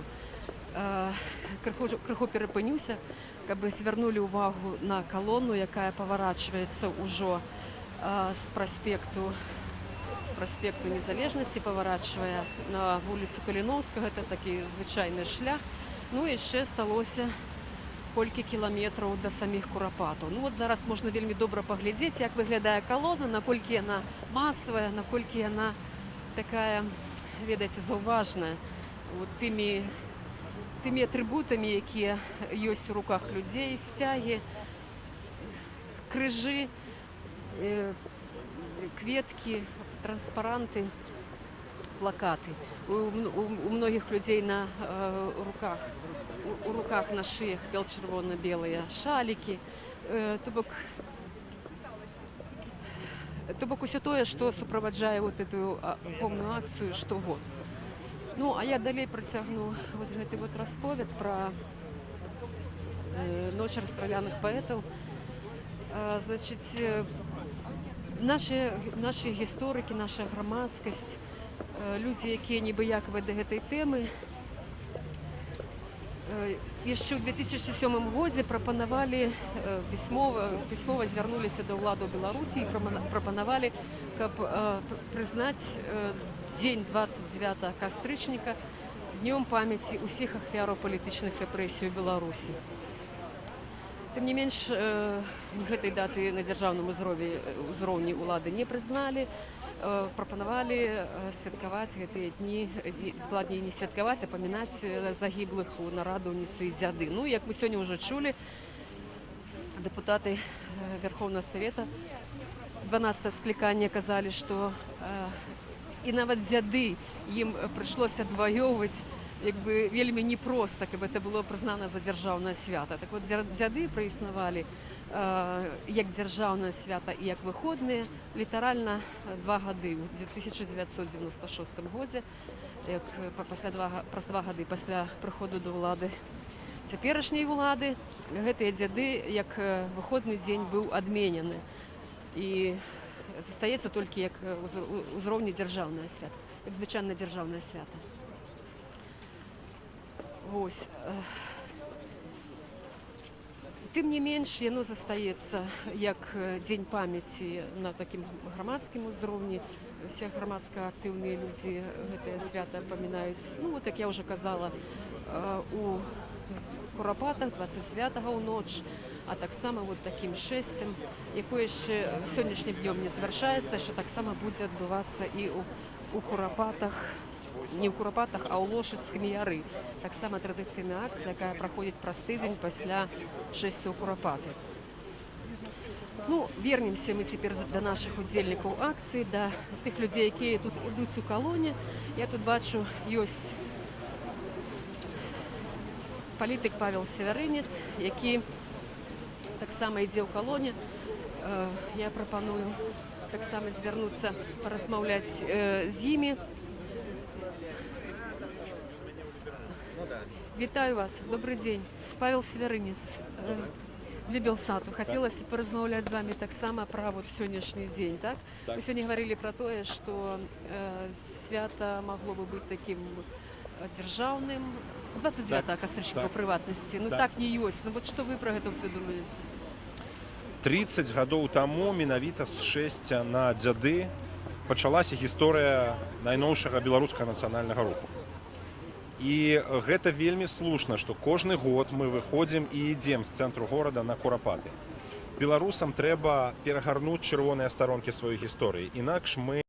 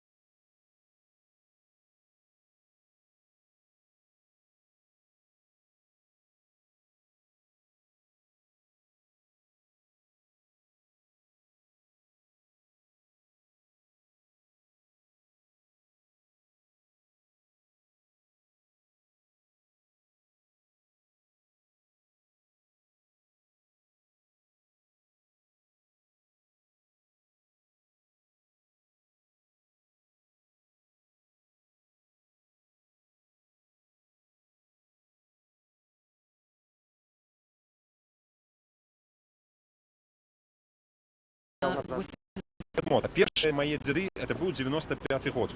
Деды починался от будинка ДБ. А там выступали Пазняк, Быков и Бородулин. Ведаете, сколько тогда было людей в 95-м году? Каля 300 человек. Я, студент першого курсу, прийшов на дзяды, сподівався убачити десятки тисяч, я убачив там усього некалькі сотень людей. Там было не больше, ніж сьогодні. Разумеете, але уже праз год, 96-м, десятки тысяч выступили за незалежность Беларуси. Это фазы дремоты такие, які любой нации, любому народу властивы. Яких-нибудь таких далеких висновов я бы не робил, тому що народ нікуди не дівся, люди нікуди не ділися, яны просто спять. Дякую велике. Дякую. Павел Свяринец, громадсько-політичний активіст, намісник старшини Белорусской христианской демократы. Тут в этом месте вы только что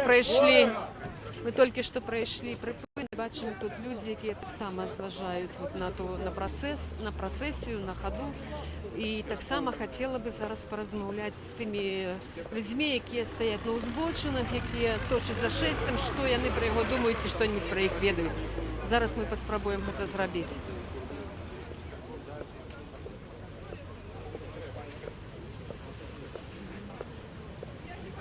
Сподіваюся, що це не удільники шестя, а ті люди, які якраз стоять у збожі. Добрий день. Я прошу пробачення, ви не удільничаєте у шесті? Ну, я удільничав. А ви удільничаєте, а ви ні, так? Ні. А ці ви ведаєте, що тут відбувається зараз? Куди це шестя? Хто це йде? Куди йде? Не ведаєте, так? Ні. А ці ви чули що-нибудь про Куропатку? Нет. Так само не чули. А хотіли би ведати? Да. Хотели бы, да? Вот это люди, які йдуть у Куропати, там у сталінські часи забивали людей. Что-нибудь про это чули в Оглі коли-небудь? Не, не слышала. Ну, а шанувати пам'ять в Оглі померлих, як ви лічите? Про дяди ведаєте що-нибудь? Варто шанувати? Шануєте? Шануем. Що до дядов, то шануєте, так? Ну, дякую вам велике, дякую.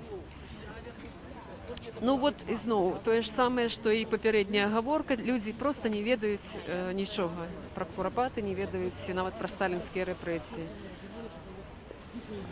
То, про що кажуть історики, то, про що кажуть політики, що інформація для більшості громадян закрита. Протягуємо ходу. Нагадаю, що телеканал «Белсат» веде прямую трансляцію з вуличного шестя у Куропати на Дзяди. Тут каля 1000 чоловік, які йдуть з червоно-білими квітками, з транспарантами, з стягами. Люди різних узростів. Ми бачили людей молодих, а зараз бачимо людей сталого віку і так само порозмовляємо з ними.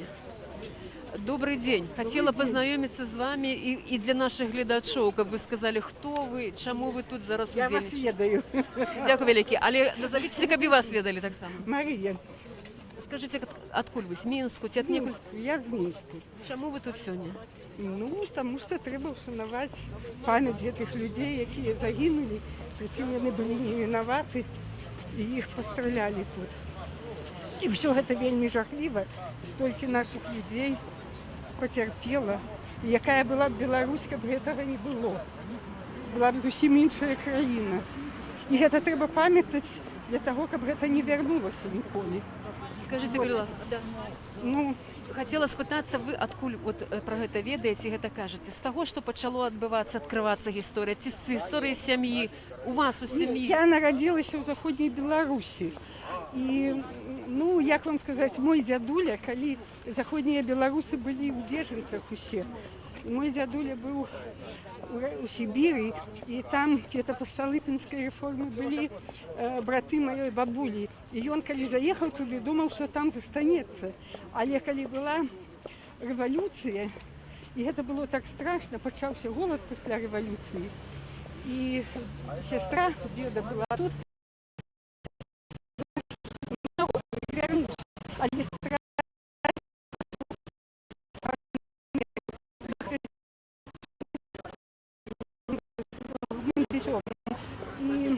и по дороге, и там еще прадед мой помер, и там был такой страшный голод, и когда уже у Заходнюю Беларусь и шла советская армия, то дед говорил, вы не ведаете, як это все страшно.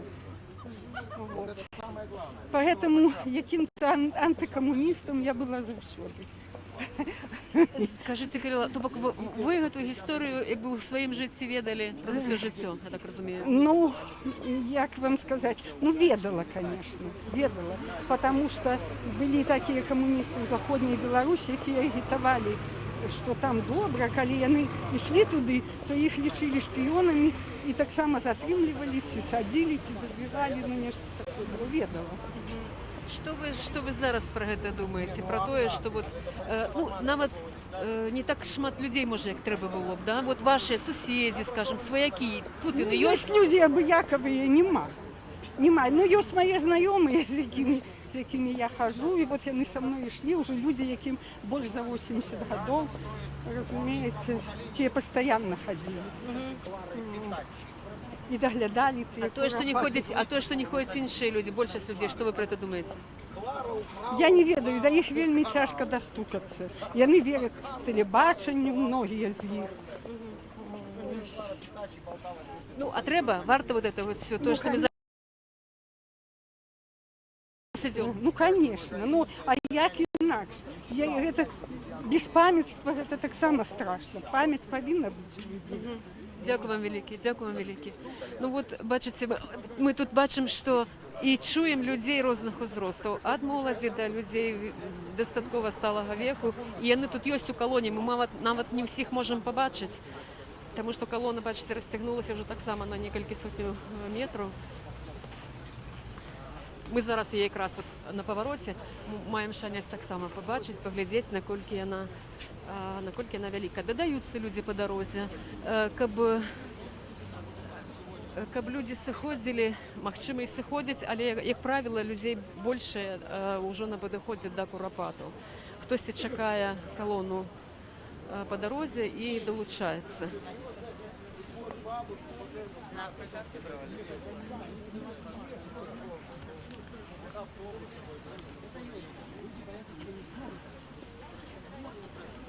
Працягнуў гісторыю саміх курапатаў, нагадаю, што і пасля адкрыцця курапатаў яно было вельмі непростае. Тады, калі быў надрукаваны артыкул Евгена Шмігалёва і Зіновна Пазняка пра курапаты, пасля гэтага, як я ўжо казала, быў вельмі моцны рэзананс, это звесткі пра гэтую трагедыю з сталінскіх часоў. Тады, у той час, у канцы 80-х гадоў Савецкім Саюзе ўвогуле адкрыта ніхто ніколі не казаў. Гэта была хіба першая публікацыя і такое адкрытае сведчанне тых злачынстваў. Зінон Пазняк, Евген Шмігалёв, яны хадзілі па вёсках блізкіх да курапатаў, і людзі расказвалі, жывыя, якія расказвалі, што яны былі дзецьмі, чулі, бачылі, нават патраплялі на тое месца расстрэлу. Так вось, пасля гэтай публікацыі у Беларусі была створана дзяржаўная камісія, якая рабіла раскопкі на месцы курапатаў і пацвердзіла так, што гэта былі расстрэлы сталінскіх часоў, бо от, як казалі нам сёння ўдзельнікі Віцебска, знаходзілі гільзы савецкіх наганаў, знаходзілі рэчы з... Я прадоўжу сваю гісторыю пра курапаты, але зараз хацела бы ізноў паразмаўляць з людзьмі. Людзі сышлі, хацела паразмаўляць з людзьмі, якія тут стаяць і глядзяць за хадою працэсіі, за хадою калоны, але людзі сышлі, таму прадоўжу пра гісторыю. Была створана дзяржаўная камісія, якая пацвердзіла, што да, гэта сталінскія расстрэлы ў курапатах. Але праз некаторы час з'яўляліся такія меркаванні іншых гісторыкаў, пра дзяржаўных, пра ўладных, савецкіх у той час, якія казалі, што, маўляў, гэта былі нямецкія расстрэлы, што гэта было падчас вайны. Была створана яшчэ адна дзяржаўная камісія, і вайсковая пракуратура ўдзельнічала. Яны яшчэ раз пацвердзілі, што ў курапатах пахаваны ахвяры сталінскіх рэпрэсій. Кожнай яме знаходзілі розную колькасць людзей, а парэшткаў людзей былі да 40 чалавек, і вот такім чынам былі падлічана прыкладная колькасць, там каля 600 западзінаў ямінаў, дзе меркавана ёсць кошт парэшткі людзей. І ў залежнасці, колькі там гэтых парэшткаў, вот так падлічвалася прыкладная колькасць, ад 40 000 і вышэй. Пасля гэтага была дзяржаўная пастанова ад 1989 года, што гэтае месца будзе мемарыялізаванае, што будзе ушанаваная гэтая курапацкая Галгофа, увогуле гэта ўрочышча, што там будзе ўсталяваны помнік, што будуць Акадэмія навук будзе ствараць даследаванні, будуць выдавацца кнігі, будзе зроблена ўсё, каб ушанаваць памяць. Ну, але замест гэтага адбывалася так, што грамадскасць і надалей бараніла курапаты. Так, на сярэдзіне 200-х гадоў, 2001 год, праз курапаты мусіла прайсці кальцавая дарога. І на выніку і прайшла гэта дарога, але яна стала значна меншай, чым планавалася быць. Тады планавалася выграбаць, знішчаць гэтыя яміны, пахаванні, каб пашыраць эту кальцавую мінскую дарогу. І тады маладыя людзі, актывісты, больш за год, напэўна, стаялі вартую, незменнай вартую у курапатах і баранілі гэтае месца ад знішчэнняў. Тут у калоніі ёсць людзі, якія былі ўдзельнікамі тае варты. Курапацкай варты, якая трывала каля 1 года. І зараз я бы хацела з імі паразмаўляць. Ці будзе такі шанец, не магу сказаць, бо зараз якраз не бачу гэтых людзей, але як толькі мы іх знойдзем, то абавязкова будзем размаўляць. Ну, а я пака што скажу, што было далей у гісторыі курапатаў. Неўзабаве быў пабудаваны пасёлак Сонечны, быў у непасрэднай блізкасці таксама ад курапатаў. А ўжо зусім недаўна, у 2017 годзе, была спроба збудаваць таксама непасрэдна ў курапатах забаўляльны комплекс з рэстаранам, з дзелавым цэнтрам, з крамай. Тады таксама актывісты выйшлі з пратэстам, усталявалі намёты, і цягам тыдня гэтая будова была спынена. Ну, гэта быў такі незвычайна было для сітуацыі з курапатамі, але такі факт быў, і грамадска-палітычныя актывісты здолелі абараніць гэтае месца. Зараз у курапатах новае супрацьстаянне, і яно таксама доўжыцца ўжо больш за год. З іншага боку, ад курапатаў, з паўночнага, збудаваны забаўляльны комплекс, рэстаран «Паедзем», які паўстаў у ахоўнай зоне курапатаў. Пасля ён быў выведзены, ахоўная зона была зменшаная на такім дакументальным, юрыдычным узроўні. Ахоўная зона курапатаў была звужаная, і ўжо гэты рэстаран апынуўся, што нібыта ён і на тэрыторыі ўжо ён не з'яўляецца ў ахоўнай зоне, ну, але фактычна так былі падтасаваныя тыя дакументы, і гэта таксама абурыла грамадскасць, і людзі па сённяшні дзень стаяць штодня у гэтай штодзённай варце каля рэстарана «Паедзем», каб давесці грамадскасці неслушнасць тае пабудовы «Паедзем» рэстарана. Так, Денис Урбанович, лідар маладога фронту, які штодня больш за год уже вы стаіце. Да. Раскажыце сэнс вашай, змест вашай акцыі, для чаго? Па-перша, чым яна для вас абуральна асабіста, як палітычная і грамадская актывіст для чалавека? Чым абуральны этот рэстаран і сэнс вашай акцыі, этого дзяжурства штодзённага? Рэстаран, забудованы это рэстаран, яшчэ раз паказвае ўседазволенасць уладу. Яны зрэзалі ахоўныя межы, пабудавалі нейкі невядомы кабак, дзе праводзяць свадьбы, банкеты, крычаць, салюты пускаюць. Не разумею, што тут побач курапаты знаходзяцца, і калі я так лічу, што ёсць захаванне недзе каля этого кабака, калі лічыць па мапе Кузнецова. Па-іншае, патрабаванне вяртання ахоўных межаў. Выбачайце, сегодня яны пабудаваліся на ахоўных межах, заўтра яны пабудуюцца на саміх курапатах. Я лічу, што гэта дазвол улады будавання рэстарацыі, гэта пастепеннае знішчэнне курапатаў. Сёння рэстарацыя, потым выставачны цэнтр, потым пашырэнне дарогі калодзішча Заславаль, і у канцэ застаецца такі невялікі кусочак самого мемарыялу. Ім трэба неяк знішчыць, но знішчыць не адкрыта, а ось нейкімі прабудовамі, нейкімі будаўніцтвамі, пашырэннямі. Ось.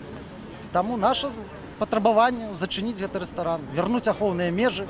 Ось. Мы будзем працягваць пратэст да тых пор, пакуль гэта ўсё не перагледзяць. Яшчэ ж, акрамя таго, вясной былі знесеныя шэраг крыжоў, так? У Курапатах былі знесеныя. Вот сёння людзі нясуць у Курапаты крыжы, дзе будуць устанавливать. Там уже, по-моему, некалькі сотняў крыжоў стаіць, ці можа нават і тысячы, так? Ну там да, каля 1000 стаіць. І Знеслі 25 крыжоў. Раскажыце, што гэта было? Раскажыце вы, як і што адбывалася са зносам крыжоў сёлета ўвесну, нагадаю. Я даведаўся, мы тады са Змітром Дашкевічым разам былі. Ось, даведаліся, не памятаю, нехта патэлефанаваў. Ну, я асабіста нічога не бачу. Я толькі прыехаў, прайшоў метраў 5. Ось, бачушы, што крыжы ляжаць, і ўжо мяне адразу міліцыя схапіла і перацягнулі через дарогу ў бус і вывезлі мяне ў лес, дзе стаялі ўжо аўтазэкі ў кустах нейкіх. І як бы саму працэдуру эту я толькі вось мельком бачу, пакуль мяне затрымлівалі. Ось, но сітуацыя ў тым, што іх трэба зараз вяртаць. Мы плануем пойти у наступную сераду на прыём к Мірановичу у Лясгас Бараўлянскі з паперамі, якія мы там засталіся па крыжам, ось, і патрабаваць, каб яны іх вярнулі. Ну, ёсць такая інфармацыя, што яны згодны вярнуць частку крыжоў і замяніць іх замест парахнелых, но толькі іхныя памеры павінны быць меншыя, невялікія. Яны супраць вялікіх памераў. Ось. Калі у нас атрымаецца дамовіцца, ось, мы, конечно, іх забярем і там ці сваімі сіламі, ці можа там з Лясгаса неяк апрадзяляцца, бо як бы ён казаў, што яны могуць дапамагчы іх усталяваць, замяніць на спарахнелых. Ось. Чалавек-то разумее, я калі з ім размаўляў, то па вачам і ў душе бачна ў яго што. А што це була за акція, як вам падаецца, дзеля чаго це было зроблена? Сапраўды яны былі спарахнелыя крыжы? Не, ну наконт зноса. Так. Не, ну выказ Александра Григорьевича, зачем дэманстратыўна паставілі крыжы, я так разумею, што ягоныя прахлебацелі, якія там засядаюць, далі каманду о зносе. Не падумаўшы, гэта адбылася ўсё хутка. Таму што тут Пасха падыходзіла і ўсё, і адэкватны, разумны чалавек ніколі так не зробіў. Дзякуй, Денис. Дзякуй Я яшчэ вам. бы хацела, каб вы яшчэ колькі слоў сказалі, вот вахта ў Курапатах, як она адбываецца? Вот хто там дзяжурыць, як там, дзеля чаго, што вы робіце? Тым людзям раскажыце, якія ніколі, можа, этой варты не бачылі. Мы стаім нядзелю маладым фронтам. Ну, стаіць Павел Константинович Северинец, БХД, Рух Солідарнасці разам, Сіўчык, ось Ганна Шапуцька, Зміцер Дашкевич, по розным дням. Мы стаім нядзелю. Зараз мы фармат трохі змянілі, як бы прорываемся ўнутр, стаім на ганку. Даем інфармацыю, размаўляем з тымі людзьмі, якія туды прыязджаюць. Ось. Да, яны выклікаюць міліцыю, міліцыя прыязджае, но па сутнасці мы нічога не парушаем, мы маем права раздаваць інфармацыю. Ось. Ну, парушэнняў ніякіх. Дзеля чаго, Денис, робіце? Дзеля чаго? Вот якая яны наведавалі гэты кабак. Мы павінны ўсе намагчы, ну, даць нейкія, будзем так казаць, на сілы, каб яго прычынілі. Ну, некаторыя людзі, разумеюць, з'язджаюць. Другія кажуць, што вы яго не зачыніце, таму што дзе шмат грошай укладзена. І неяк давесці да іхнага розуму, да іхнага сэрца, што людзі, вы ж едзеце сюды, вы ж прайдзіце, вось паглядзіце, што там, што тут адбывалася, задумайцеся. Ось, вы ведаеце, што сёння яны пабудавались на могілках, заўтра яны могуць пабудавацца і на могілках вашых бацькоў. Ось. І рэстаран гэта першы вось прыклад, які паказвае, што ў нас карумпіраваная ўлада, што зараз канцоў не знойдзеш, каму-то надавалі грошы, яны раз дазволілі, будуйцеся дзе хочаце. Дзякуй, Денис. А што вы збіраецеся, як доўга заставацца ў Курапатах на варце? На данный момент будзем стаяць. Будзем стаяць, потым правядзем пасяджэнне па абароне. Ось. Будзем стаяць, пакуль стаім надалі. Там будзем паглядзім вырашаць зіму, самае галоўнае зімку стаяць. Маразы, халады. Ось. Весну, летку, як бы просто стаяць. Зіма самае галоўнае. Дзякуй вялікі, дзякуй вялікі.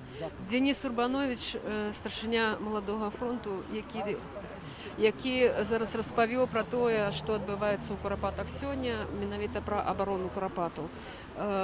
Я толькі дадам, што калі паўстала варта ў Курапатах, вот сёлета ўвесну, якраз падчас этой варты, вакол Курапатаў было знесена вялікая колькасць крыжоў. Курапаты былі абгароджаныя металёвым плотам. усталяваныя дзверы, яны адкрытыя, праўда, доступ адкрыты, але ўжо толькі з пэўных уваходаў ува ўрочышча само. І крыжы, якія стаялі ўздоўж дарогі, кольцавой дарогі, яны прыбраныя, сёлета знесены. Это таксама было выклікана такое вельмі вялікае абурэнне ў грамадстве. Это адбылося вот за ўсе гэтыя 30 гадоў з адкрыцця курапатаў упершыню. Мы яшчэ пабачым сёння удзельнікаў курапатскай варты, мы яшчэ з імі паразмаўляем. І тыя, якія сёння стаяць на варце ў курапатах, і тыя, якія стаялі 20 гадоў таму, калі праводзілася кальцавая дарога. Нагадаю, што Белсат вядзе прамую трансляцыю з штогадовай масавай вулічнай акцыі «Шэсце у курапаты на дзяды».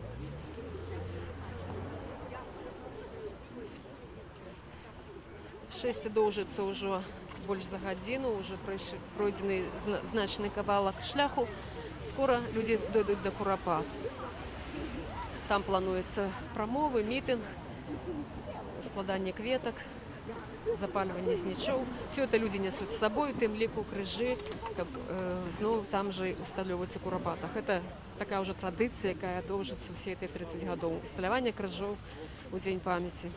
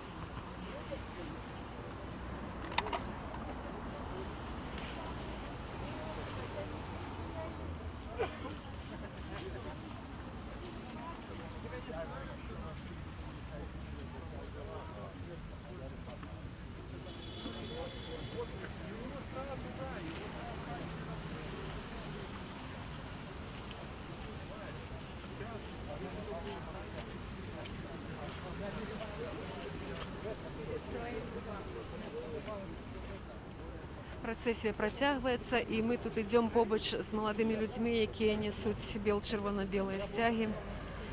Як я ўжо казала, тут людзі ёсць розных узростаў, ёсць вельмі пажылыя людзі, якія ўжо маюць за 80 гадоў. Ёсць моладзь. Будзем размаўляць з маладымі людзьмі, так? Віншуем? Ой, віншуем, вітаемся, так? Добрый день. Вы можете поразмовлять с моим сябром? З вашим сябрам? А вы не хочете? Нет. Добра, добра.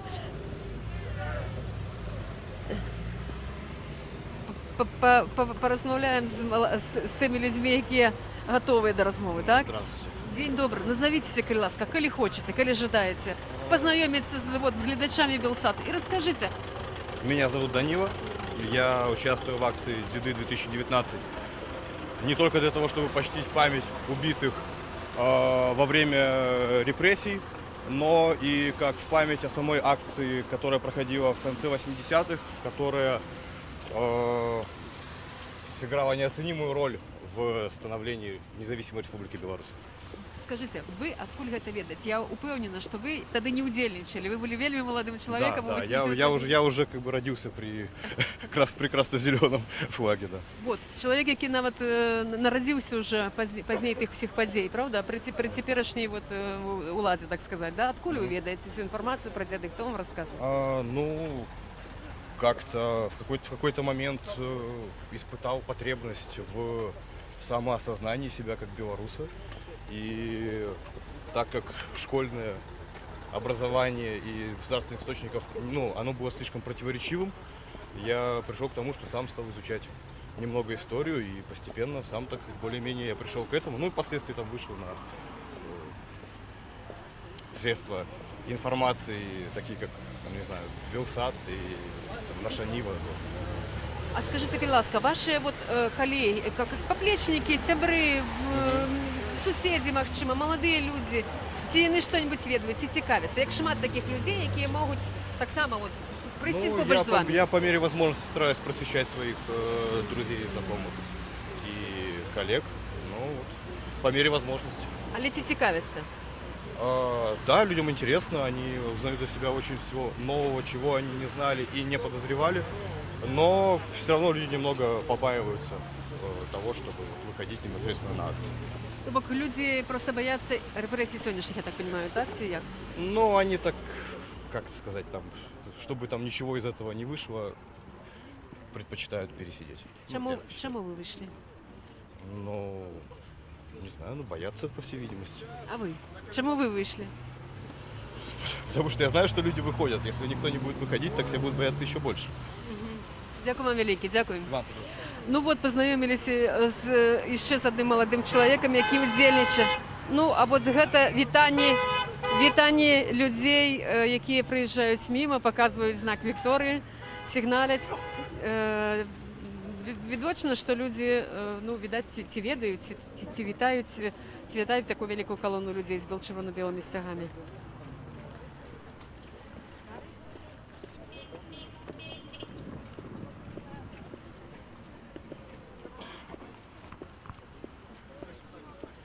Ну от бачимо знову так само і вітають людей з машиною, які приїжджають мимо. Люди стоять на припинках, так само сочаться за акцією. Ну, тобто, як казали організатори, пройти вулицями Мінську, как бы показати про існування такої пам'яті. Дяди розстріляні у Куропатах. От гэта їхня ідея, вона якби реалізовується у ході этой колонны.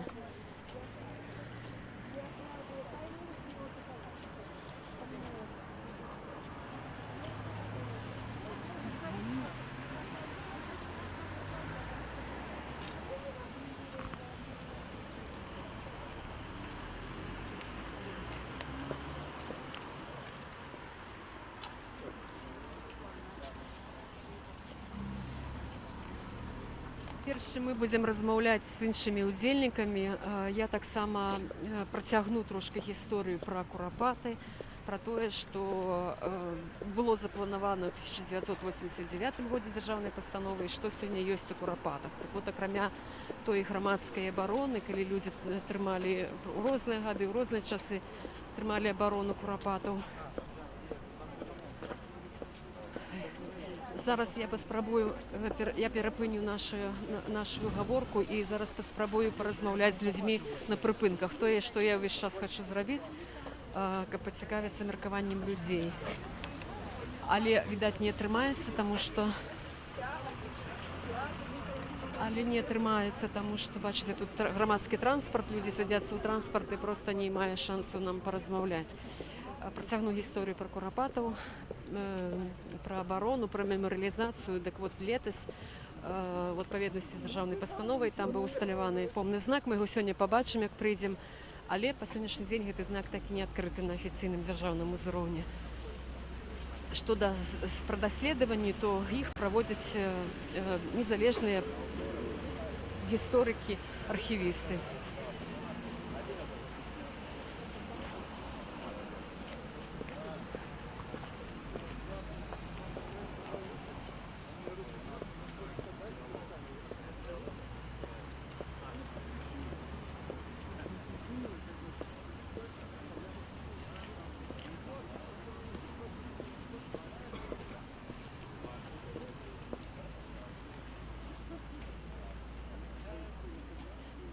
Дослідження по сталінських репресіях проводять, як я кажу, історики і архівісти, виходять нові книги. Тільки сьогодні вийшло не одне видання незалежних дослідчиків. Ну і так само громадсько-політичні активісти кожен год проводять такі акції пам'яті, окрім як сьогоднішньої ходи, так і ще і об'їжджають місця масових розстрілів, які відбувалися у Мінську. Це Лошиця, парк Челюскінців, місце Благовщина, місце Цівалі і многі інші. У Мінську їх каля 15, так кажуть історики, і навіть не всі невідомі це місце. Ось такий масштаб був репресій. Увогуле історики стверджують, що у Беларуси от сталинских репрессий, только у Беларуси, только народ Беларуси потерпело от 600 тысяч до 1,5 миллиона человек.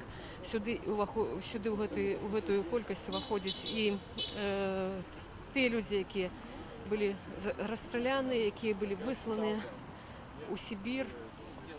Вельмі шмат людей былі просто дэпартаваныя з Беларусі, і многія з іх там загінулі у сібірскіх морозах, многія не вярнуліся. Таким чынам, як уже казалі сённяшнія нашы удзельнікі, Беларусь сёння могла б быць зусім іншай краінай, і колькасна, і якасна, і можа нават і тэрытарыяльна.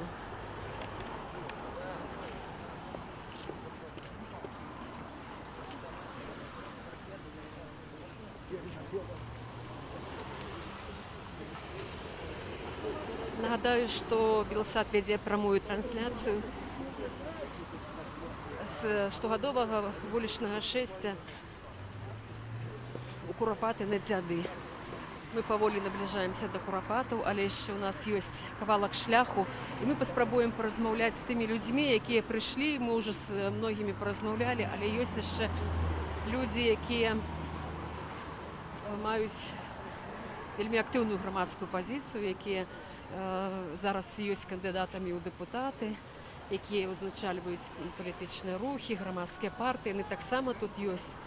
Зараз будзем адшукаць гэтых людзей і размаўляць пра іхнюю пазіцыю, пра іхняе стаўленне да всего того, што ёсць сёння ў Беларусі.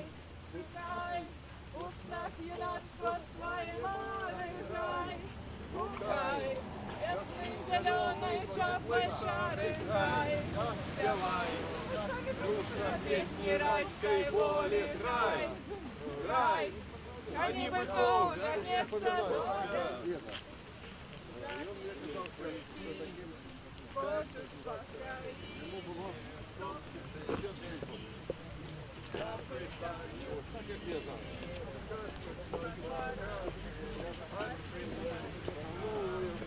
Кто не поховался, где виноваты этые быки, мают свою правду и без революции, земли богата и без приятелей, мы помолились, чтоб ты платишь славу, накажи мне воли, край, край.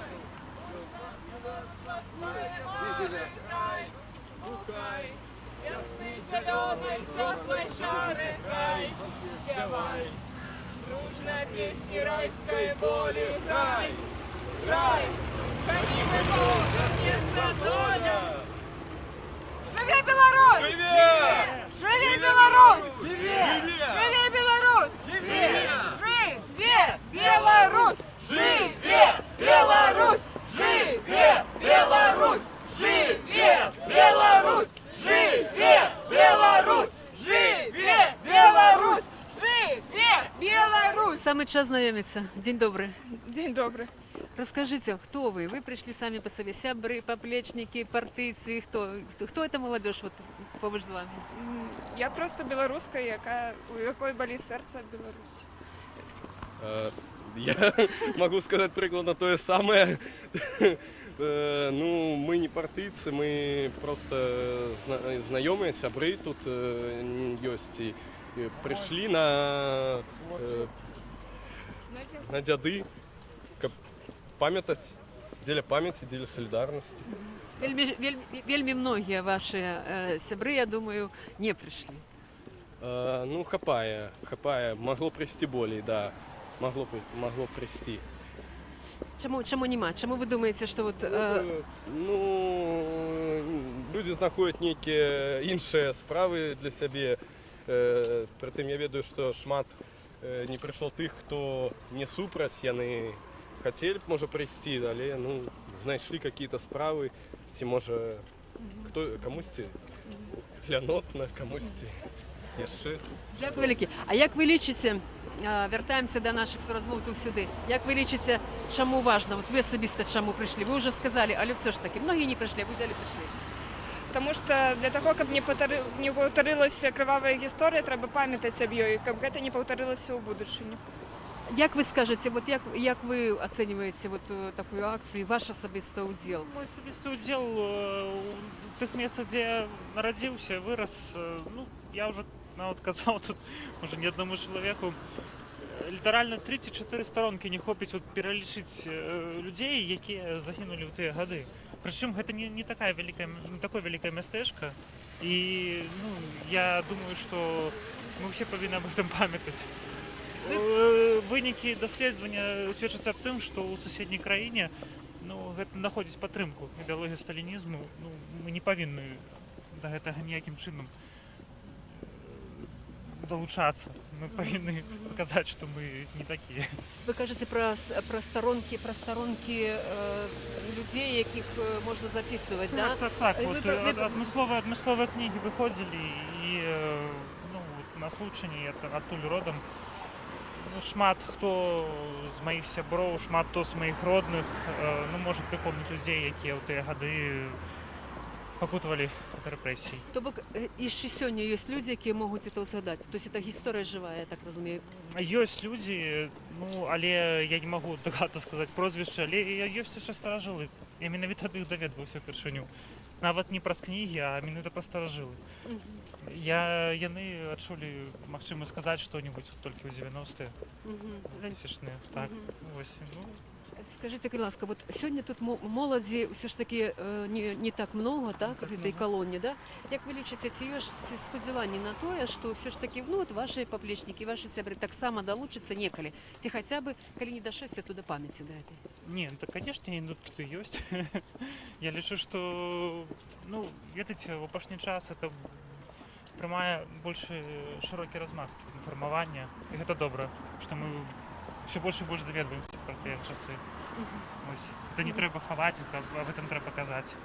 Дякую велике. І ще один молодий чоловік. Ми ще мусимо всім познайомитися, так? Добрий день. Добрий день. Ви за себе скажіть, будь ласка. Я скажу, чому я сюди прийшов? Так, наколькі я це не важливо. ведаю, як можна... Ведаеце, калі я першы раз даведаўся пра Куропаты, што тут адбывалася, і ўвогуле пра то, што адбывалася ў 30-е гады ў Беларусі, я проста ўзяў вялікі жах. І я не ведаю, як можна сюды не прыйти проста. Я чуў, вы спыталі, ну, молодого чалавека так. Пра нейкія, ну, спадзяванні на то, што моладзь. Так. Я скажу так, моладзь ведае пра гэта ўсё. Больш зараз ёсць нават расійскія каналы, якія, ну, вельмі папулярныя, которые распавядаюць о сталінскіх рэпрэсіях, так што і наша беларуская моладзь ведае. Просто няма, я не ведаю, як гэта сказаць, ну, няма такога імпэту у них, каб выхадзіць. Просто у наш час, ну, гэта не такое важное, разумееце, ну, для маладых людзей. А вы лічыце важным ці не важным? Я лічу это вельмі важным, потому что каб гэта не паўтарылася. Потому что это на самом деле, насамрэч, я лічу, што гэта, напэўна, на ўзроўні пажахлівасці, на ўзроўні другой сусветнай вайны для беларусаў. Потому что я лічу, што калі бы гэтага не адбылося, мы бы зусім по-іншаму зараз жылі. Хорошо, а что бы вы сказали, вот мы зараз идем, так, по дорогу стоят люди, да, и они не знают, многие не знают. Вот что бы вы им сказали, как бы вот зараз подошли, что бы вы им сказали, вот про это шэсце, про тое место, а главное про их неудел, что бы вы им сказали? Ну, я бы, конечно, соромны за іх, але я бы так не гаварыў, тому што яны бы пакрыўдзілись, напэўна. І, ну, нам же трэба разам быць усім. Вось. Ну, напэўна, я бы параю прачытаць Васіля Быкова «Жоўты пясочак». Вось. Вось так, напэўна. Ну і трэба распавядаць пра гэта ўсё. Я не ведаю. Я разумею, што нашы ўлады супраць гэтага, супраць пашырэння гэтай ведаў пра гэта, таму што гэта супярэчыць іх, ну, нацыянальнай у косках ідэі. Ну, трэба неяк праз, напэўна, сацыяльны... Не, праз YouTube, вось, зараз, я лічу, гэта вельмі добра, у нас з'явілася, ну, даволі шмат блогераў у Беларусі. Вось, і неяк гэта папулярызаваць, веды гэтыя распаўсюджваць, каб людзі ведалі пра гэта. Дзякую вялікі, дзякую вялікі. Ну што ж, пойдзем далей, у пачатак калоны таксама паразмаўляем з людзьмі іншымі, ну і ці прынамсі паглядзім, як выглядае калона зараз. Уже пройшли даволі вялікі кавалак шляху. Уже можна сказати, що і стаміліся крыху людзі, уже сталі ісці павольней. Таксама не заўсёды ўжо гучаць песні, бо это ўсё ж такі это чын, это ўчынак. Прайсці гэты шлях, это ўсё ж такі ўчынак. І ён вымагае фізічных таксама вымаганняў, не проста так.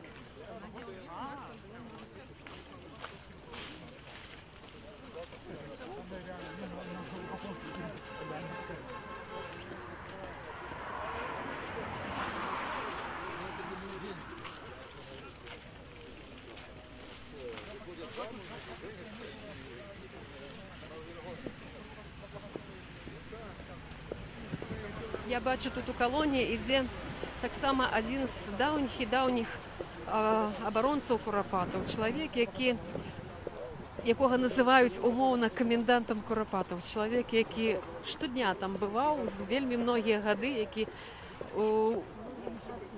даглядаў курапацкія крыжы, які даглядаў там чысціню і парадак.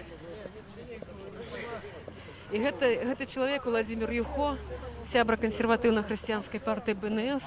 Зараз мы з ім паразмаўляем таксама. Добрый день. Теперь, Владимир, хотела с вами поговорить. И с вашей суразмоўкай таксама.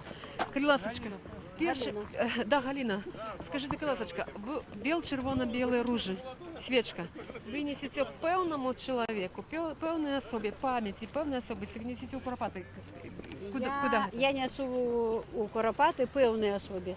Там расстраляны ў 38 годзе мой дед Александр Вечер.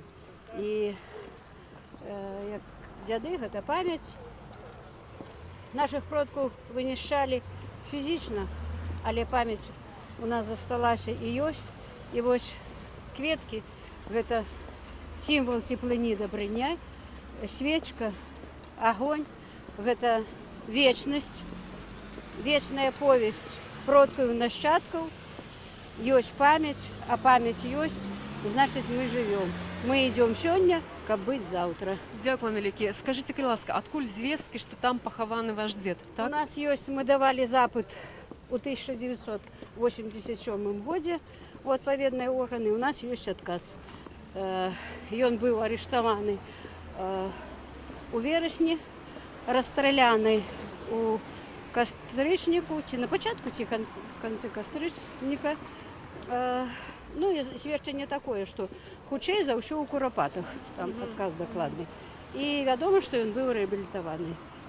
Што для вашай сям'і была гэта згуба? Мы пра што? Ці можна гаварыць, што вот это тыя падзеі, яны маюць уплыў і на сённяшні дзень? Ці яны наколькі яны адбіліся на сем'ях, на гісторыі вот нашага народу, нашай нацыі ўвогуле і сям'і ў прыватнасці? Вядома, што гэтыя падзеі яны стаяць вострыя сёння, бо пагроза 30-х гадоў яна як бы не мінавала, яна ёсць і на сённяшні дзень.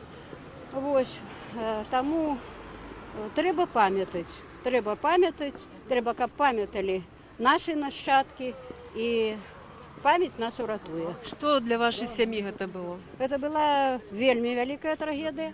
Вот, калі арыштавалі деда, засталося 7. Поглядите. Вот это правда. Ну вот. Звяртаюць увагу.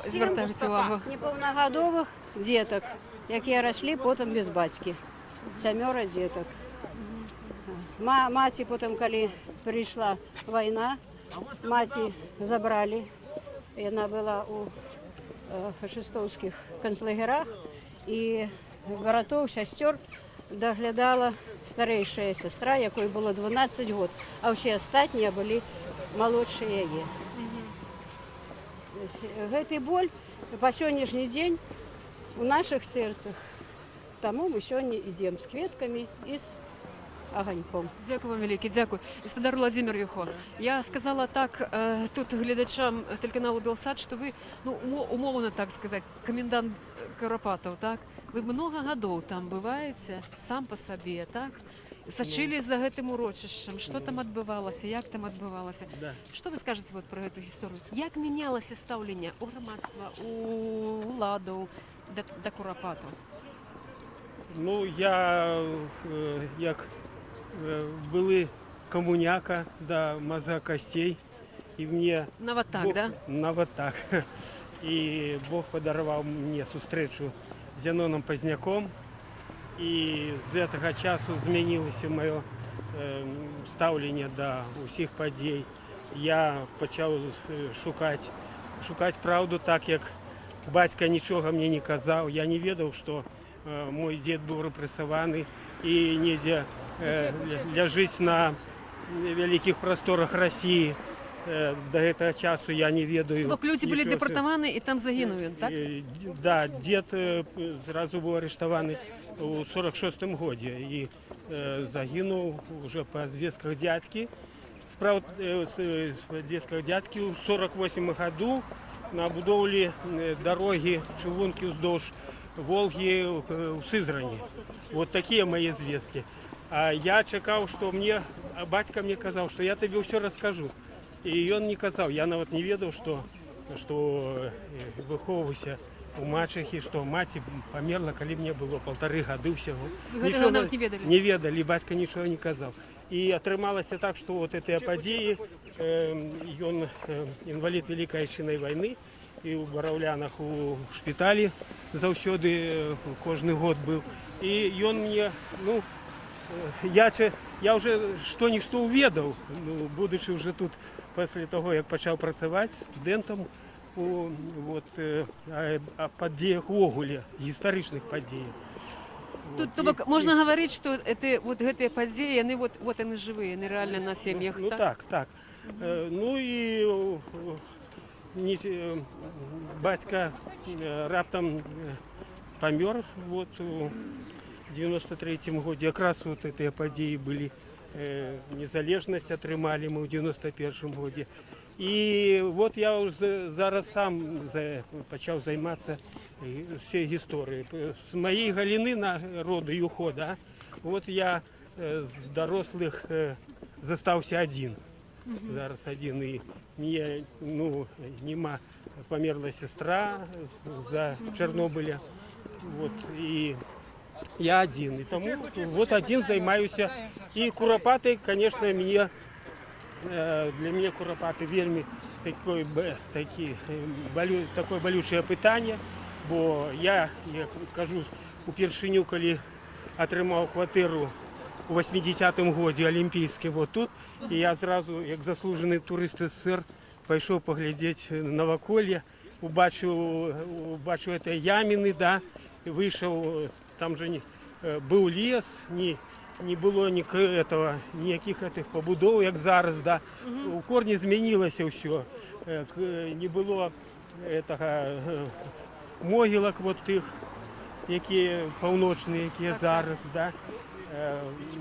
Вот зусім, зараз, коли чоловік 40 років не був, його підняти, так і він не познав би. Дар'я Владимировна, я хотела, знаете, что вот как бы больше сказали про то, что не само Новоколля, город безумовно розбудовується, але самі Куропати. По-перше, ви як відкрили їх, так і як зміняється ставлення до Куропатів, що там внутрі? Я відкрив, як і многі білоруси, після у 88 году, коли публікація у літературі мистецтва з'явилася «Дорога смерті». Куропати «Дорога смерті». «Куропати «Дорога смерті» Шмигалёва і Позняка.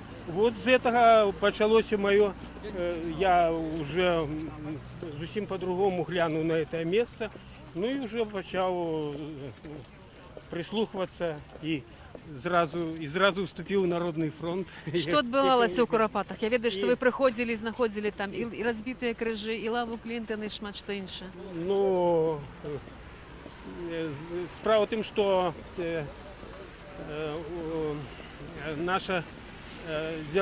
наші органи не займалися Куропатами. Справа в тим, що була поставлена задача, коли незалежність ми отримали, да? Задача Москвою.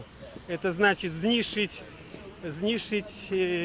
белорусские символы, знищить мову и знищить Куропаты. Это три справи, які Лубянка поставила перед Лукашенком. Вот я так лічу.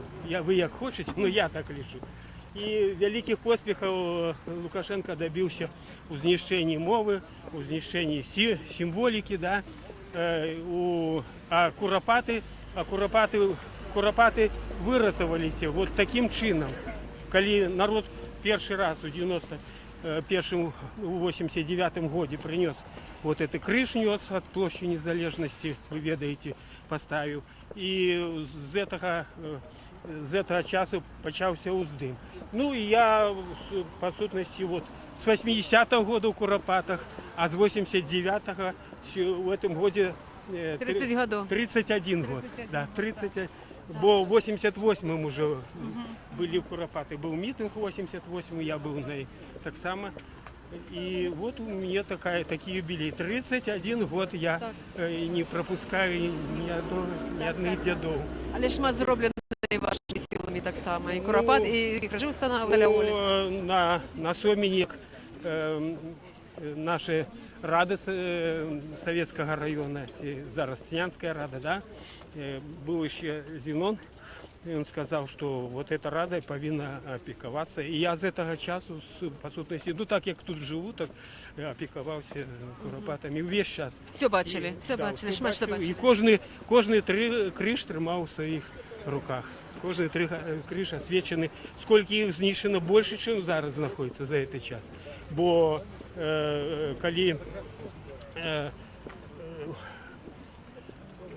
держава заохочує, на державному уровні заохочують вандалізм, заохочували весь час, щоб туди йшли гуляти, щоб там крижі викопали. Я приходив,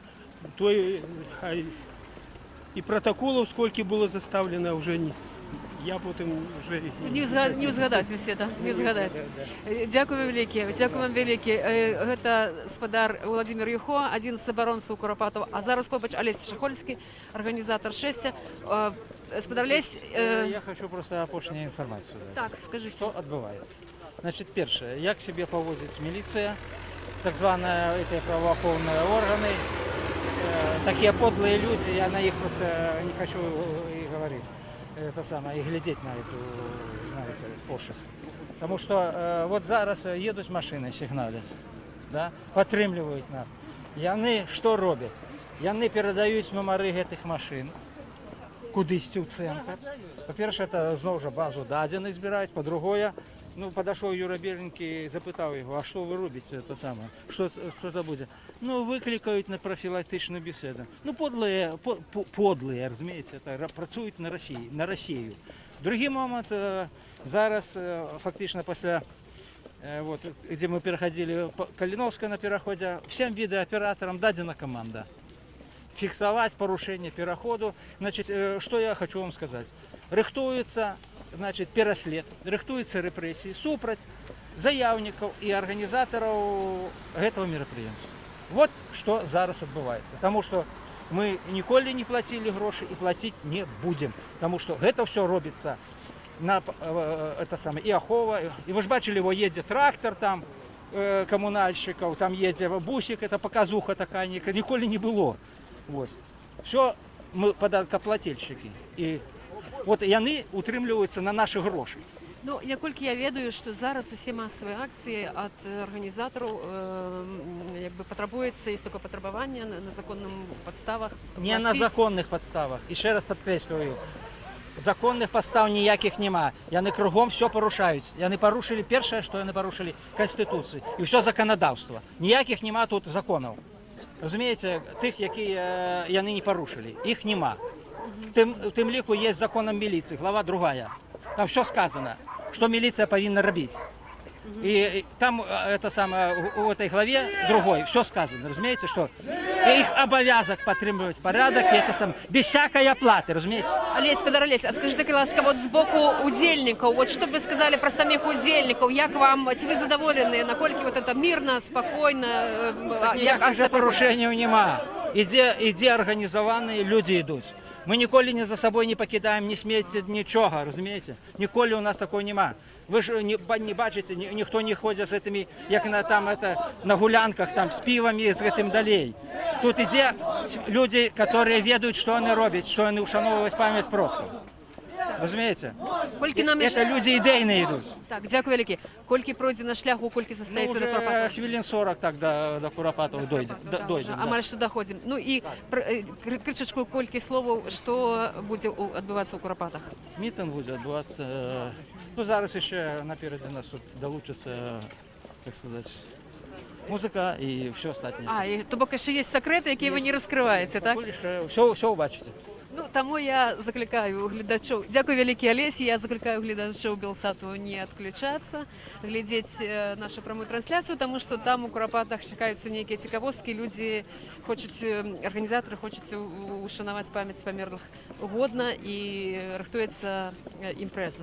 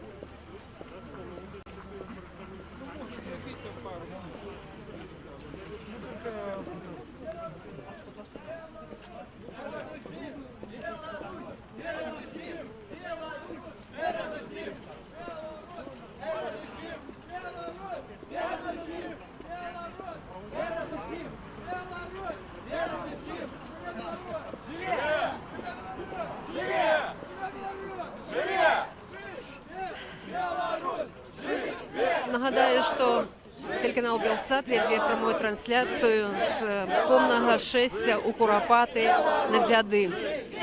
Штогадовая акція, яка проходить уже 31 раз і має на меті вшанувати пам'ять усіх ахвярів політичних репресій. Ми тільки що розмовляли з удільниками оборони Куропату. У різні годи люди обороняли їх. Тим не менше, у Куропатах часто здаралися такі випадки, коли були виламані крижі, адмыслова повалені, які коли некалькі разоў, мусіць, з десятак разоў была разбіта лава Клінтона, так называемая лава Клінтона. Меморіальны знак, які усталяваў у памяць народу Беларусі, ад народу Амерыкі, тагачасны прэзідэнт Злучаных Штатаў Амерыкі Білл Клінтон. Гэта лава, меморіальны знак, разбіваўся вельмі шмат разоў, і вот двойчы так і здарылася гэтай зімой, і ў выніку гэты знак знішчаны фактычна. Яго аскепкі захавалі небыякавыя людзі, але аднаўлення не адбылося, бо насамрэч это знак дзяржаўнага ўзроўню, і пра гэта мусіць клапаціцца афіцыйныя нейкія структуры дзяржаўныя. Таксама вельмі шмат было крыжалому у Куропатах, калі невядомыя выварочвалі крыжы, і актывісты арганізоўвалі вахты, абарону Куропатаў, па вечарах выходзілі і кантралявалі ўрочышча. Асабліва такія здарэнні адбываліся напярэдадні дзядоў, вот як сёння, напярэдадні нейкіх значных падзей, там як 25 сакавіка.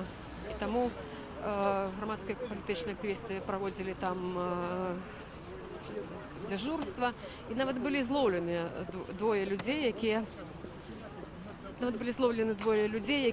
намерваліся там нейкія дзеянні чыніць, яны былі затрыманыя, але ніякага пакарання ў выніку так і не панеслі, і ніводзін з вандалаў не быў пакараны. Працягваем бачыць людзей на прыпынках, зараз паразмаўляем з тымі людзьмі, якія бачаць, назіраюць за шэсць. Добрый дзень, ці паразмаўляем мы з вами. Хацелі даведацца, ці вы самі ведаеце, што тут зараз адбываецца? Да, ведаю. Это дзяды идут в Куропаты люди. Адкуль вы ведаеце? Ну, адкуль из интернета, и ввогуле я ведаю. Вы, можа, удзельнічаеце ў шэсці? Ну, долучусь зараз. Долучитеся, так? А скажіть, будь ласка, наскільки це важливо? От як ви думаєте? Ну, я думаю, что важно и для всех. Все ж таки мы показали, что есть оппозиция, что все не так важно, все не державне. Есть что люди з іншою думкою, чим державне. Дякую вам велике, дякую. А то, що люди, от вельми многі не долучаються, що про це думаєте? Ну, не долучаються. Ви ведаєте, є люди, які так у державним речище. Як тільки що зміниться, хоча б чуть-чуть від держави, вони долучаться з задовольненням, я думаю, так. Це добре чи дренно? Ну, що зробиш? Такі ми є білоруси. Дякую вам. Дякую вам велике, дякую. Всього доброго. От така правда про сучасний день. От людей, які збираються ще долучитися до Куропатова. Тобто я, як уже казала, що шмат які люди починають ходу від початку, від парка Челюскінця і проходять увесь шлях, а многі люди долучаються по дорозі до цієї акції. Я все ж таки не губляю сподівання дійти до голови колони для того, щоб ще порозмовляти з тими людьми, які так само тут удзельничають з транспарантами, з стягами, з розтяжками.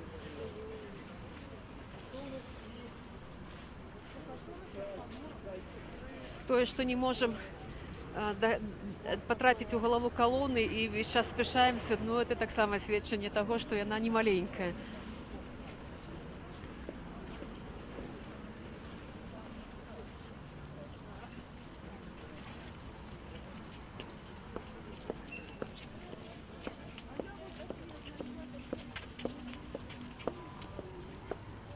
Я чую, що вже у нас у колонії стала гучати, по-моєму, гітара. Здається, починає гучати музика.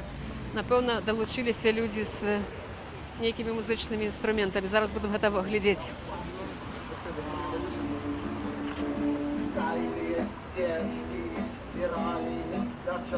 Так, сапраўды ёсць спеў.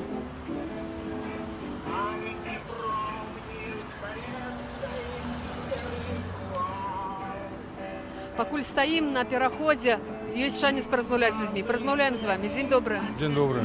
Скажыце, калі ласка, што ў вас за абраз, чаму вы яго з сабой узялі, чаму вы тут сёння зараз? Хто вы? Я пенсионер Эдуард Кутырла, образ Маці Божай Катынской. Чаму яна тут зараз? Ну, это ж напомін аб тым, видите, это она абдымае ахвяру, якую бязвінна забілі. Ну, это так было. Ну, а чому я тут? Это потому что треба збавляться страху. Люди боятся, мы идем из-за тех, кто боится идти в этой влады, усяго в это. Як вам падаецца, чаму людзі баяцца? Наколькі моцны гэты страх і чаму людзі баяцца? Они нам, як вам сказать, они нам спачуваюць і, як бы сказать, нас падтрымліваюць. Будуть глядзець в інтэрнэце, ну, ва ўсіх камунікацыях.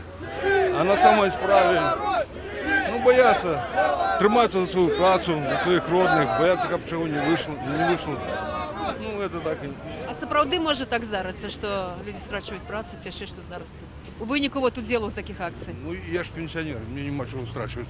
Валерия, привітання. Зразумела, дзякую вам вялікі, дзякую. Так, будзем ізноў ісці да нашай калоны. Вельмі значны кавал людзей уже пайшоў паперадзе. Ізноў гучаць палітычныя лозунгі «Не союзу з Россией».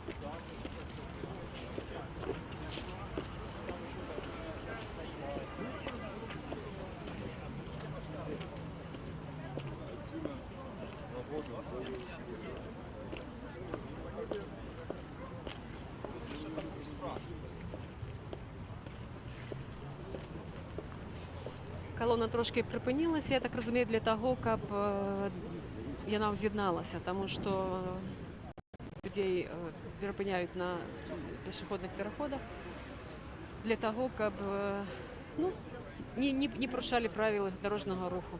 Такая умова гэтай хады. Познакомимся с вами. День добрый. Добрый день, Микола.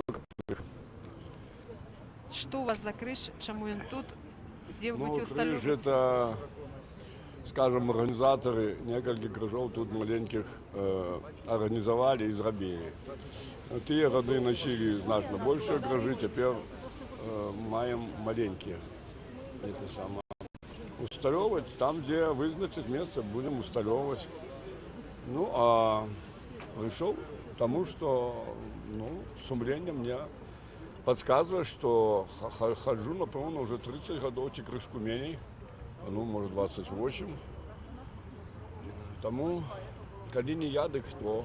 Складано, что дети не зовсім активные, как меня эти внуки разом со мной быть. Поэтому ноги болять, але все равно пошел.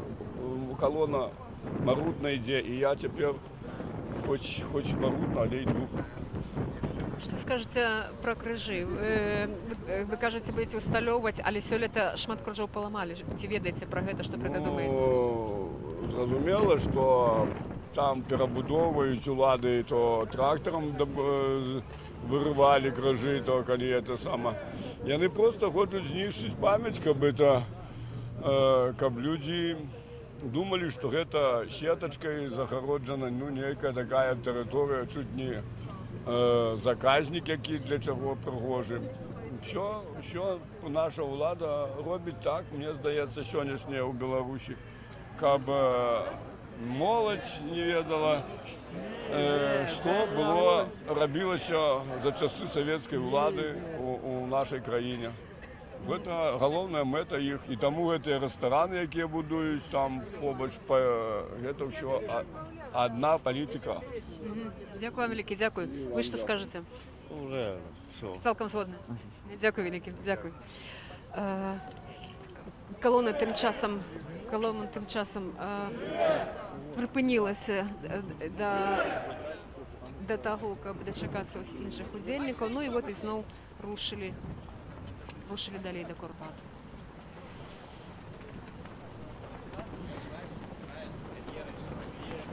Надвор'е мяняецца цягам хады, вот з дажджу пераходзіць у ветер. Ну, бачыце, людзі працягваюць, можна ісці. Ну, як вот бачым, з маленькімі дзецьмі. Я думаю, што тут трэба абавязкова спыніцца і паразмаўляць. Дзень добры. Вы шматдзетная мама, я так разумею, так? Не можете гаварыць? Добра, не хочуць гаварыць, гэта таксама зразумела. Але бачыце, вот ідуць цэлай сям'ёй з малымі дзецьмі.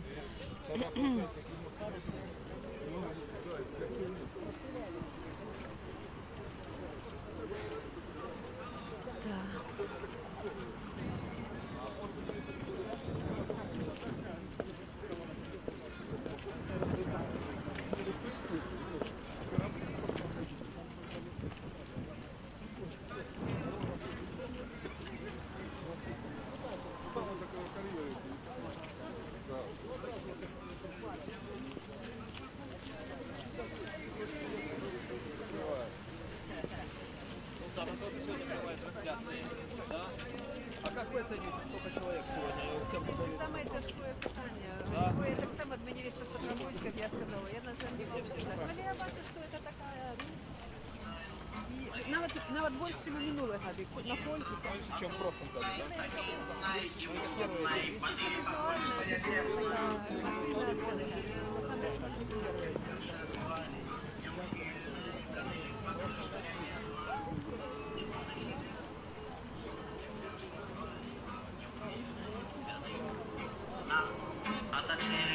Взяли укола нафтогиганты.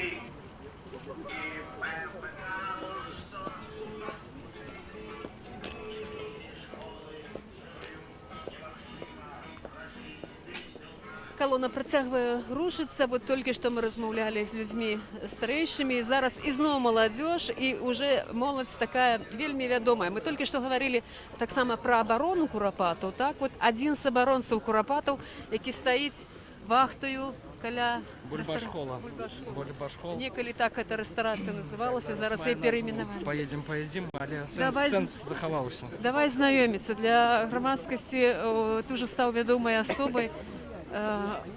Але для іншых гледачоў Белсату, калі ласка, назавісь, як тебе зваць. Ларыон Трускаў, 15 гадоў, актывіст Маладога фронту, абараняю Курапаты, стаю штонядзелю каля кабака. Зараз стаім, уже памянялі фармат, стаім каля ўваходу. Раней стаялі каля брамы, зараз крышачку радыкалізавалі, скажем так, абстаноўку, бо пабачылі вельмі шмат правакацыяў з боку уласнікаў, як ахоўнікаў, уласнікаў рэстарацыі. Памятаю, зараз стаім каля ўваходу. Скажи, Ларыон, ты сам чаму удзельнічаеш? Твае аднагодкі, што яны ведаюць пра тваю пазіцыю, так? Як яны да яе ставяцца? Чаму яна ў цябе такая? Ну, па-першае, шмат вельмі людзей майго ўзросту, хто, ну, скажем так, выказвае словы падтрымкі, салідарнасці, ну, са мной, там, з абаронай Курапатаў, так, з абаронцамі, і, ну, як бы падтрымліваюць, але, ну, пакуль што словам, пакуль яшчэ, ну, да дзеянняў не дайшлі, але самае галоўнае, што ёсць пэўная падтрымка. І ўвогуле, ну, чаму удзельнічаю ў дзедах, таму што, ну, па-першае, стыхійнае шэсце ўжо 31 год адбываецца, так, ужо, ну, падтрымаць, і, па-першае, ну, скажем, духоўны стан, скажем, і ўвогуле абстаноўка такая, што зараз самы час выйсці пад чырвона-белым сцягам, под погоней, показать, что все-таки белорусы это нация, что мы не скот, не быдло, и, ну, как бы, скажем, затвердить то, что мы маем право иметь свою властную незалежную суверенную краину. Іларыон, скажи, ці згоден ты з такой думкай, што ты вот як сімвол адраджэння этой беларускай нацыі маладой, як ты думаеш? За табой стаіць твае паплечнікі, твае сябры? Здаецца, это перабольшванне некае. Я просто шараговы, скажем, жаўнер беларускай, скажем, нацыянальнай, скажем, национальной идеи, я не лечу себе там, ну, выше за когось. Я звичайный человек, звичайный белорус. Вот я люблю Беларусь, как бы люблю мову, люблю историю, культуру, шаную. Вот, стараюсь не, скажем так, допомогчи, скажем, ну, посприяти її розвиттю, каб Білорусщина пішла в маси. Вот, так само, ну, агітую молодь, насправді агітую моїх одногодків, я їм, ну, шмат речаў распавядаю, нешта яны самі ўжо ведаюць. Ну, і стараюся неяк, каб моладзь зараз акцэнтавала увагу на тое, што, ну, не дома сидзець, прабачце, за камп'ютарам і за клавіатурай сидзець, нешта старчыць, а ўжо выходзіць, сапраўды, на вуліцы, паказваць пратэст нейкі, ці зноў такі нейкія жалобныя, скажем, шэсці, як, напрыклад, дзяды, чарнобыльскі шлях. Шанаваць памяць продкаў. Ці шмат тваіх аднадумцаў? Калі яшчэ не выйшлі так фізічна, то духоўна, маральна, вот як тебя, як шмат? Пакуль духоўна-маральна, здаецца, вельмі шмат. То бок, ну, скажем так, усе мои сябры, там, паплечнікі, аднадумцы, знаёмыя, яны, ну, все падтрымліваюць пазіцыю, все падтрымліваюць беларускую нацыянальную ідэю, ну, ідэю свабоды, слова, думкі, сумлення. Ось, і, ну, зразумела, што, ну, на словах шмат, а фізычна так само дастаткова на самой справе, бо мы ведаем все, што толькі 10%, скажем, радыкальна настроенага насельніцтва можа вырашыць змяніць абстаноўку, як кажуць, у адным часе. Дзякуй вялікі, дзякуй. Іларыон Трусаў з Богом. Нагадаю, што это адзін з самых маладых і нават юных удзельнікаў абароны Курапатаў, цяперашняй абароны, якія дзяжураць штодня каля рэстарацыі, якая была збудаваная у некалі ахоўнай зоне урочышча. Зараз мы дзесьці таксама знаходзімся ў сярэдзіне калоны. Таксама калона рушыла наперад, і яшчэ шмат людзей таксама застаецца за намі, людзі далучаюцца. Хтосьці, магчыма, стамляецца, пакідае шэсце, але вельмі шмат людзей працягвае ісці.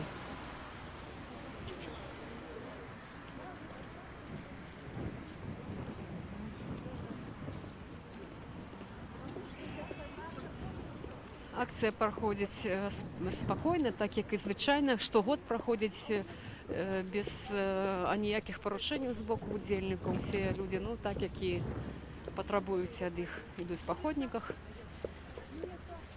не парушаюць правил дорожнага руху. Ну, але вот, як казалі арганізатары, бачыце, чакаюць нейкіх наступстваў.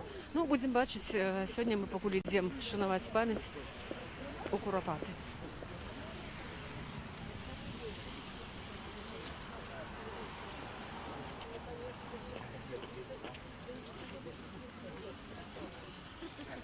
Сёння шмат гаворым пра гісторыю урочышча, пра абарону Курапатаў, пра тое, як яна адбывалася у розныя гады і дзесяцігоддзі. І зараз я бачу таксама аднаго з абаронцаў Курапатаў. Абаронца Курапатаў, добрый дзень. 2000 якога года? Ну і самый першы, 2001, другі, 2017 год. І 2017, так. Зміцер Захарэвіч, бард-паэт. Вельмі прыемна. Взаимно. Так, Зміцер, скажите, коли ласка, вот что вы оборонца двух вахт, можно так ну, сказать? Я і на гэта, і на вот цяперашні час ад часу з'яўляюся. Да, нават трох. Ну, уже трох, можно сказать. Что меняется? Что меняется у стаўленні да Курапатаў? Ну, вот, скажем, з боку грамадскай, з боку ўладаў. Розныя былі гэтыя вахты ў 17-м годзе, 2001-м ці не? Ну, безумоўна, асабліва добра было, па першы час шмат прайшло з 2001 і 17 года. Але я ўжо пра гэта і ў ранейшых інтэрв'ю казаў, тое, што стаўленне людзей было значна лепшае, чымся ў 2001 годзе. Па-першае, самая тэма Курапатаў у грамадстве ўжо больш вядомая стала. І мы бачылі тое, як колькі людзей, тыя, хто знаходзіўся у Курапатах у 2017 годзе, якая ішла падтрымка з боку людзей. І калі, скажем, недзе ў Фейсбуку, у соцсетках кідаеш, там, ну, кліч, што у нас там дровы сканчваюцца, ці што, літаральна праз гадзіну-дзве прыязджалі машыны, людзі недзе закупалі нават на заправках тыя самыя дровы ўжо для распалкі мангалаў, прывозілі, і нават прывозілі самі, нават час ад часу і клішу не трэба было. І гэта ішло пастаянна. Гэты працэс прывозілі, дапамагалі і прадуктамі, і нейкімі напоямі, там мінералка, гарбата, кава. Такая рэакцыя. Гаворка 17-го года. Я пра 17-й год. У 2001 годзе так была дапамога з боку звычайных грамадзянаў, але ну такой масавай не было. Зміцер, пра што гэта сведчыць, як вы думаеце? А пра тое, што грамадства спее менавіта, робіцца больш, людзі усведамляюць не толькі самую праблему Курапат, а больш адказна ставяцца і да сваёй дзяржавы, і да памяці сваёй, і гэта вельмі важна для нацыі. І нават сёння я заўважыў, не толькі я, мы вот ідзем, то з адным паразмаўляю, што з другім сваім знаёмым. І сёння я бачу, я вельмі ўражаны тым, колькі прыйшло моладзі. Летась, это не толькі маё заўважанне, летась гэтулькі маладых людзей не было. І нават апошняя, вот, некалькі дзён таму прайшла ноч расстраляных паэтаў. Вялікая колькасць моладзі, і прыйшло зноўку болей, чым летась, і болей, чым за летась. І гэта вельмі добра.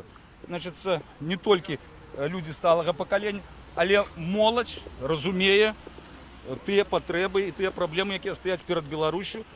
А моладзь гэта будучыня. Это нікому не здарма Янка Купала пісаў. На цябе наша моладзь надзея. Зміцер, дык што, ёсць сапраўды надзея, так? Ну, мне падаецца, каб не было надзеі, і ўвогуле без надзеі, ну, кладзіся, памірай. А, як кажуць, рабі тое, што мусіш, а будзе хай як будзе. А тое, што ўсё ж такі будучыня, я веру, што Беларусь будзе жыць. Ну, вось. Вот мы бачым сведчанне, я толькі пра гэта казаў, колькі моладзі прыходзіць. І мы бачым і ў Менску, нават так, калі больш цёпла, колькі людзей ходзіць у вышыванках, у байках з пагонямі. Это пашыраецца, і гэта вельмі прыемна. Значыцца, перамога будзе за намі. Дзякуй вялікі, дзякуй вялікі. Дзякуй вам. Так, Зміцер Захарэвіч, бард-паэт, абаронца Курапатаў. І зноў жа працягваем нашу хаду. Яшчэ нам да Курапатаў ісці кавалак часу. Я нагадаю, што у эфіры тэлеканал Белсат, і мы вядзём прамую трансляцыю з штогадовага вулічнага шэсця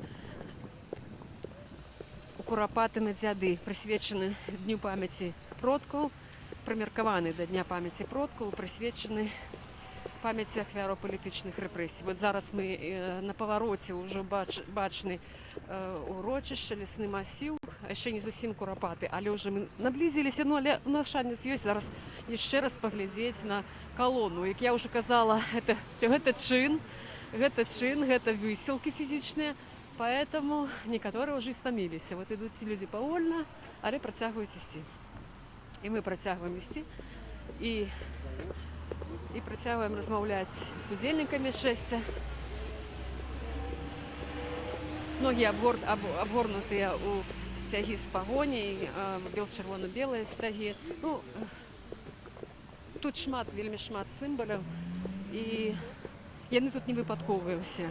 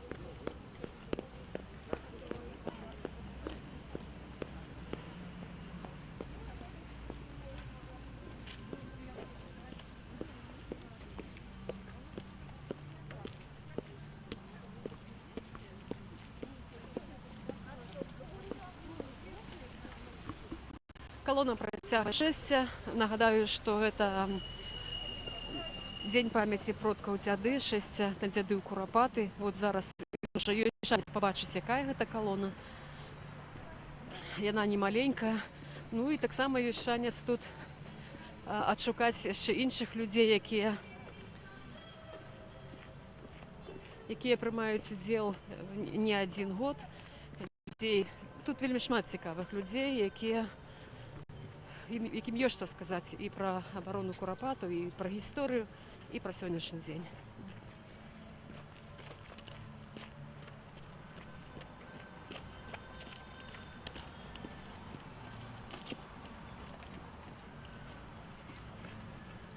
Я не ведаю, ці чують наші глядачі телеканалу Белсат, але ў галаве колоны гучыць спеў «Аве Марія» на словы Зянона Пазняка.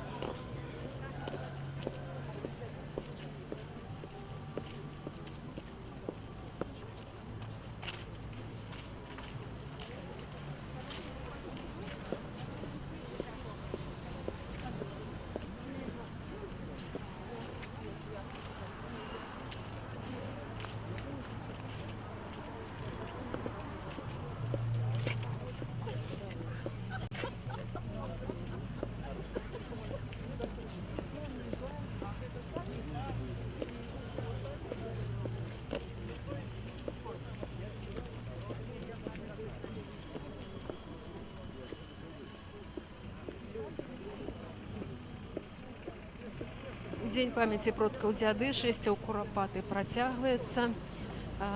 Телеканал Белсат працягвае прамую трансляцыю.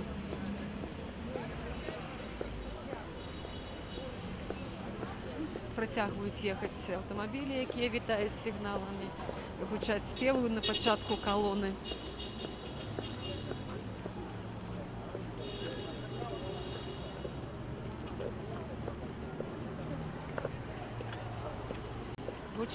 Гучаць лозунги «Жыве Беларусь».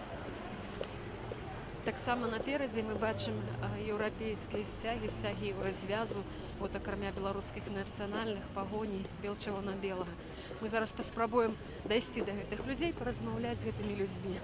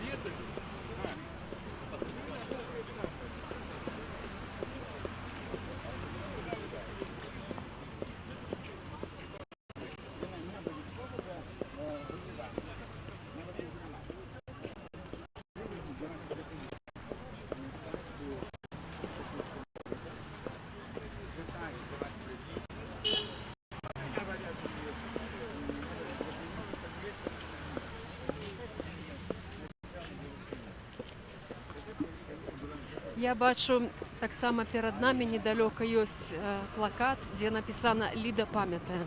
Это означает не что іншее, як люди приехали сюда из Лиды. И не выключено, что так само у их месцы есть место подобное Куропатам у Менску. Альбо яны приехали підтримати эту акцию, я хочу поразмовлять з этими людьми. Зараз мы долучимся, вот подойдем до этого плакату, до этих людей, поцікавимся, что яны и кому яны вот, идут, каб ушанаваць память.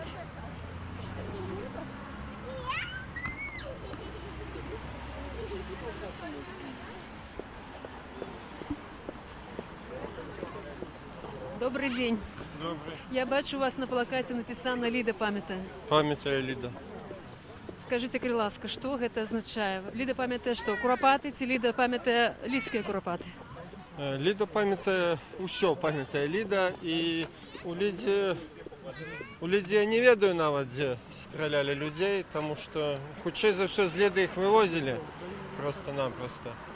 А Ліда пам'ятає про мінські куропаты, где больше, бо яны самое масовое захоронение в Беларусі тих часов.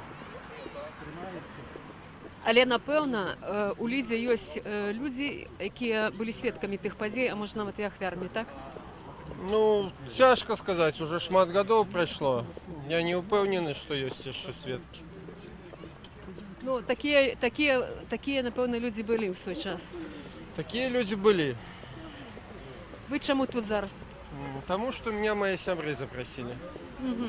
Ну и что думаете про акцию? Як вы першы раз удзельнічаеце, ці ўжо удзельнічалі? Я удзельнічаю першы раз. Шкада, што малавата людзей сёння, так, сцягоў шмат, людзей малавата, але нам вельмі пашанцавала з надвор'ем. Таму наступны год запрашаю ўсіх ахвотных і неахвотных, таму што, каб гэта не паўтарылася ў нашым жыцці, трэба гэта памятаць і кожны дзень раз у год хаця бы хадзіць на такія акцыі. Прыязджаць з іншых гарадоў, так? Так. Дякую вялікі, дякую. Ну вот, пачулі меркаванне лідчукоў. То бок тут прыязджаюць людзі, бачыце, з іншых гарадоў. І бачу зараз яшчэ адзін сцяг і таксама нейкага горада. Думаю, што мы, здаецца, гэта Орша. Зараз мы паразмаўляем яшчэ і з аршанцамі. Бо, як вядома, у Оршы таксама ёсць месца, так званыя кабылякі, каля вёскі на так званай Кабыляцкай гары.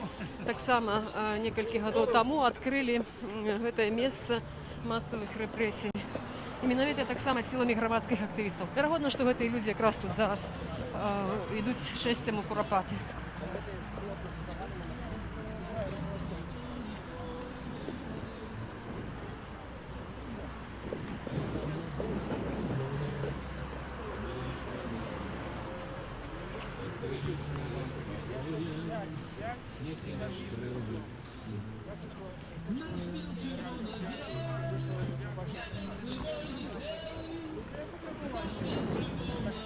Дзень добры. Вітаю вас, аршанцаў, так? Аршанцы. Так. Скажите, ласка, вы чаму тут? Вы приехали ушанаваць памяць куропатскіх ахвяр, ці нагадаць пра памяць аршанскіх ахвяр? И про аршанских так само, потому что я, ведаете, не бывая не наших. И аршанские, и куропатские, это все наши, это все наши деды. Ну, як не ушанаваць? Што ведаеце пра аршанскіх, што ведаеце пра куропатскіх? Пра нашых дзядоў рэшце. Жаль, не шмат.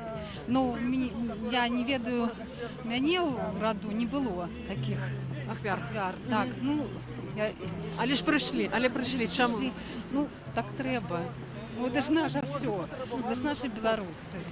Але приїхати з Орші – це все-таки певний чинник, да? Треба, та кольки, 3 години, по-моєму, їхати треба. Ну так, Кольки ж ви вставали сьогодні? ну рано. Вы приехали с поплечниками, вы приехали Я одна. с сыном приехала. С сыном приехали. А чему, скажите? Чему сын? Я так думаю, школьник ваш сын. К обеду. Ну а где? В школе ж не рассказывают. А треба ведать. Треба ведать. Чому? Свое. Як? Каб жить. Каб жить далее на этой земле. Як? Дякую вам велике. Назовіть себе, будь ласка. Лена, Альона. Вельми приємно, дякую. От так ми бачимо тут представники Куропатов, а зараз Юрій Біленький тут дає інтерв'ю. Юрій Біленький дає інтерв'ю як організатор. Ми так само порозмовляємо з організаторами на завершення шестя. Ну, а покуль що ще... йдемо. Йдемо до Куропат.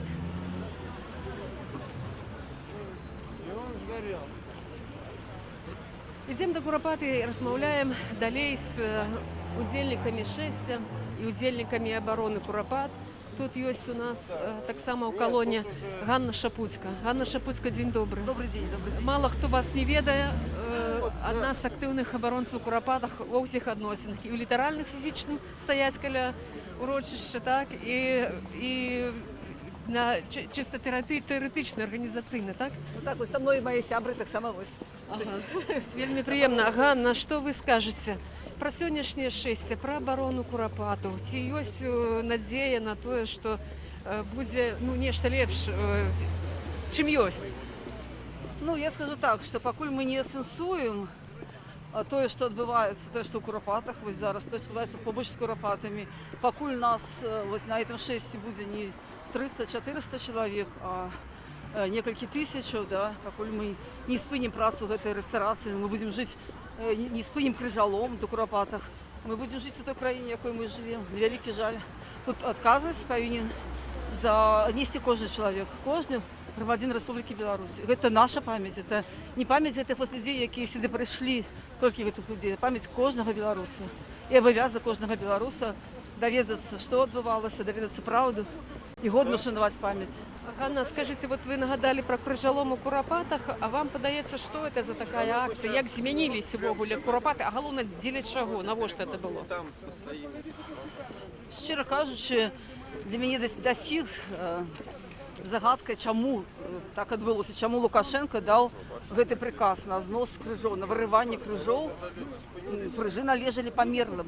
Людзі збіралі грошы, сродкі, і гэтыя крыжы належалі памерлым. Забіраць у памерлых, мяне так вучылі з дзяцінства, нельга.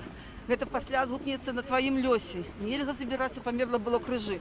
Зараз это я не ведаю, што будзе ні з Лукашенкай, ні з тымі людзьмі, якія это рабілі. Але ж справа ў тым, што акрамя вось такіх нейкіх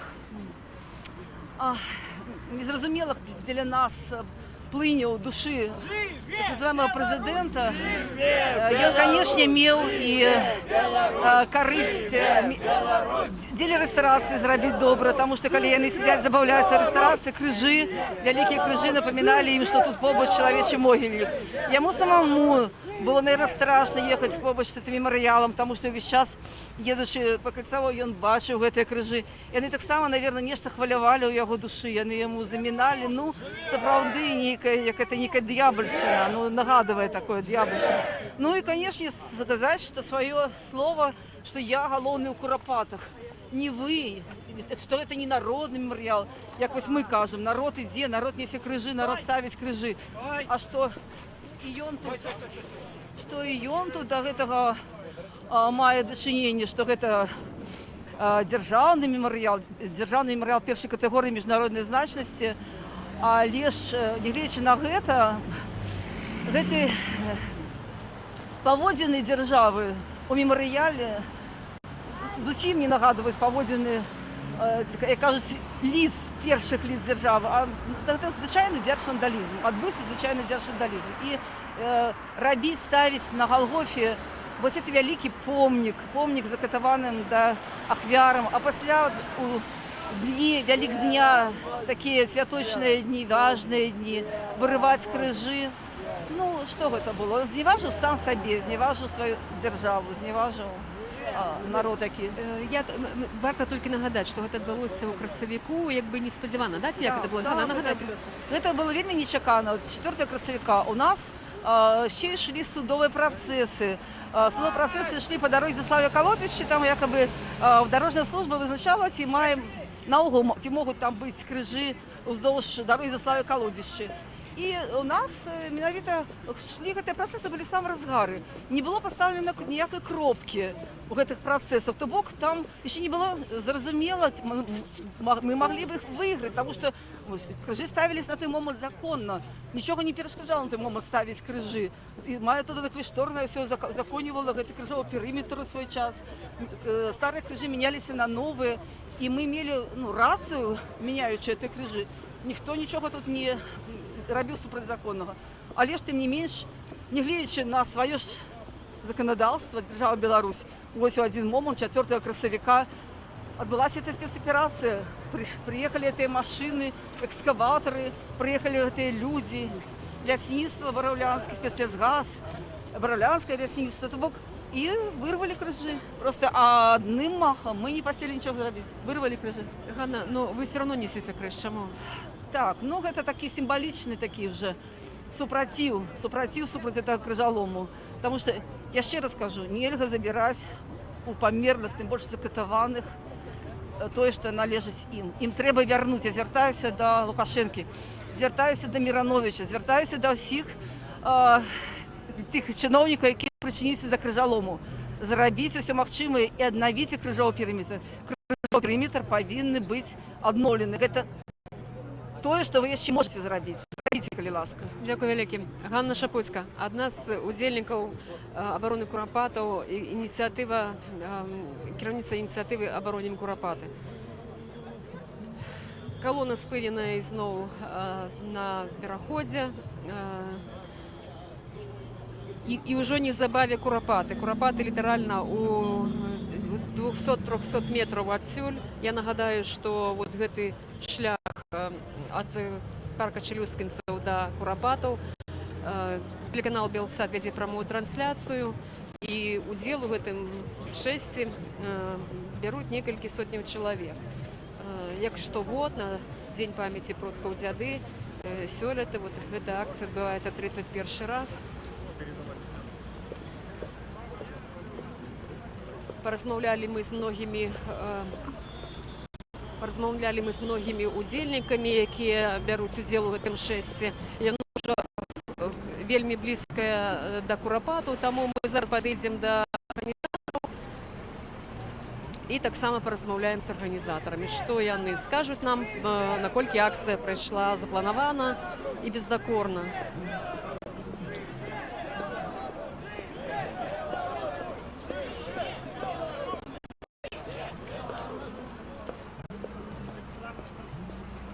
Як ужо казалі некаторыя удзельнікі, сёлета прыйшло шмат моладзі, шмат людзей, якія удзельнічаюць упершыню. Нават нам удалося паразмаўляць з некалькімі людзьмі, якія прымаюць удзел упершыню. За ўсе 35 гадоў прымаюць удзел упершыню. Але это хутчэй не загана, але нейкі станоўчы момант, што людзі далучаюцца нават праз такі доўгі час.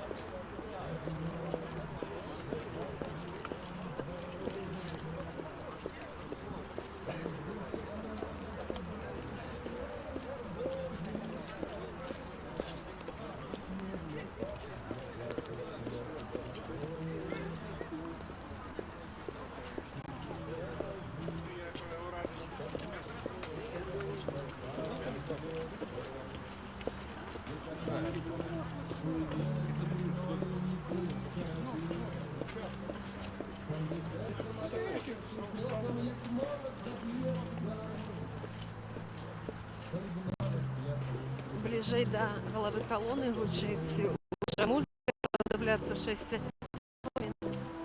Таксама место.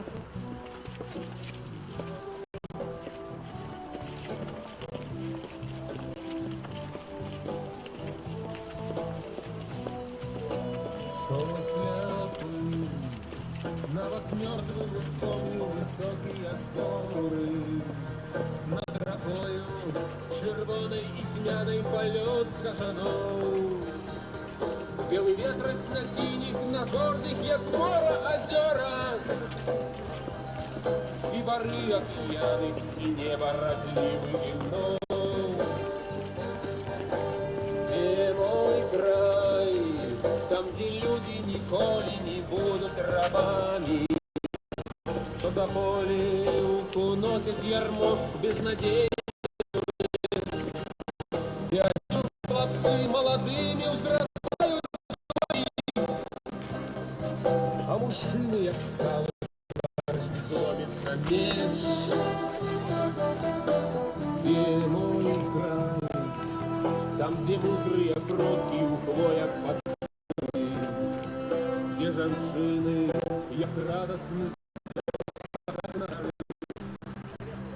а дівчата, як Сапраўды, да, честь залишаються нові люди. Я от бачу, зараз іде вельми сталий чоловік з квітками. Драгон – це місцеві жхари. Це ті люди, які у 2017 підтримували оборонців Куропат, які от тут, у цьому місці, зараз мимо його проходять, де планували будувати гандльовий комплекс.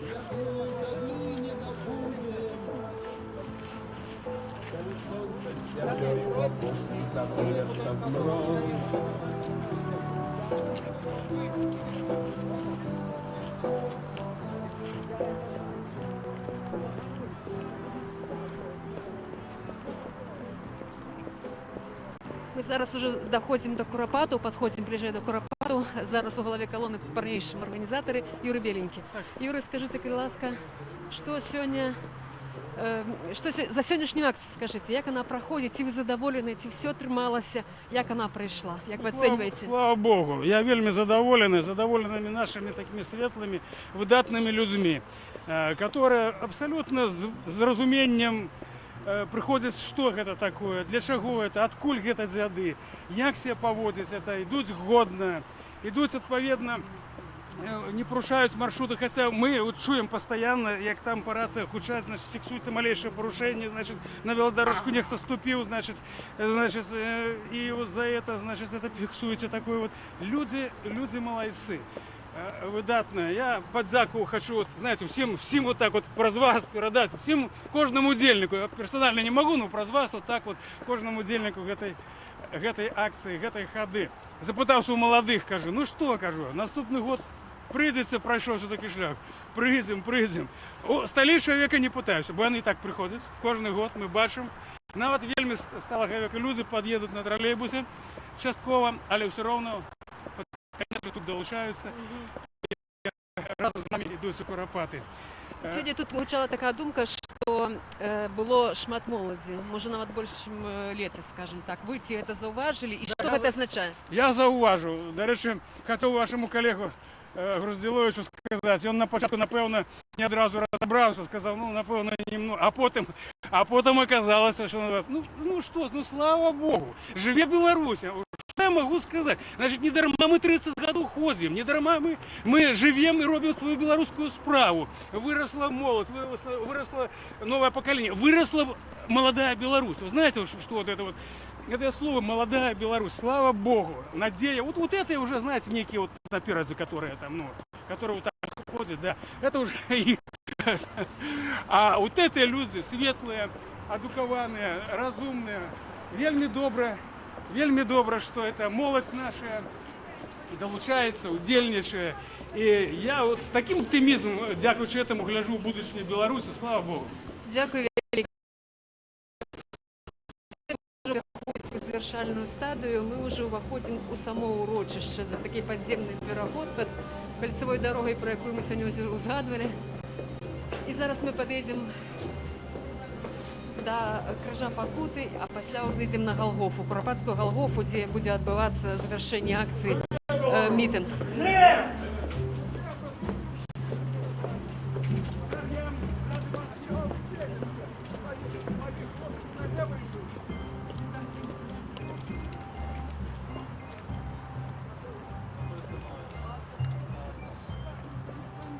Ось це та агароджа, про яку ми сьогодні згадували, яка була устальована у Куропатах праз 31 год.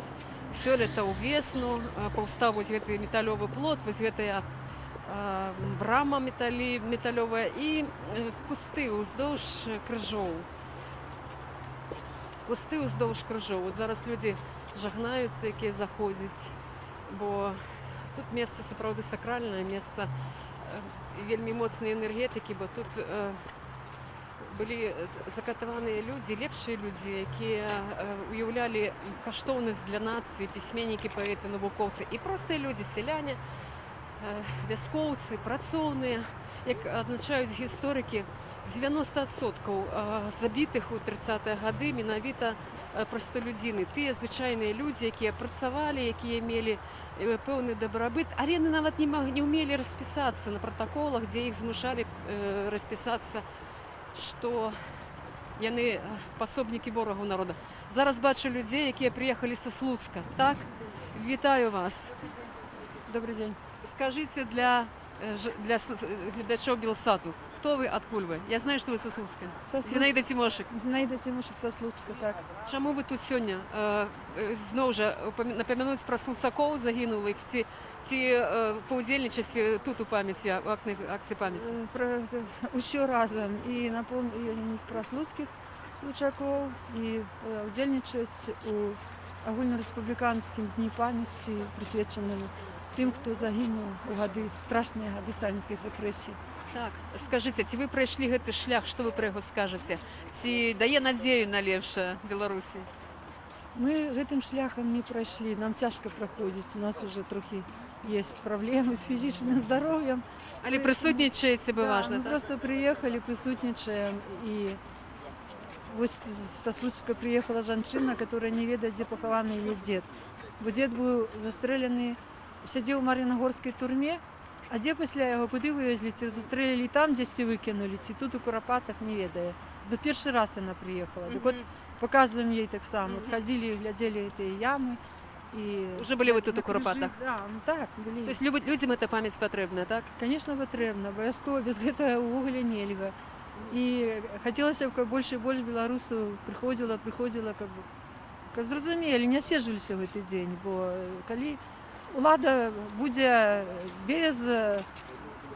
безнаказана, будзе распараджацца людскімі жыццямі, то гэтыя Курапаты будуць паўтарацца ў розных месцах Беларусі. Дзякуй вялікі. Спадарня Зінаіда Цімошык, прадстаўнікі Слуцка тут удзельнічаюць у шэсці. Людзі не ўсе нават могуць дайсці, бо, як я ўжо казала не раз, это фізічны чын, это цяжка, але яны прысутнічаюць, бо хочуць выказаць сваю грамадзянскую пазіцыю, сваю маральную падтрымку.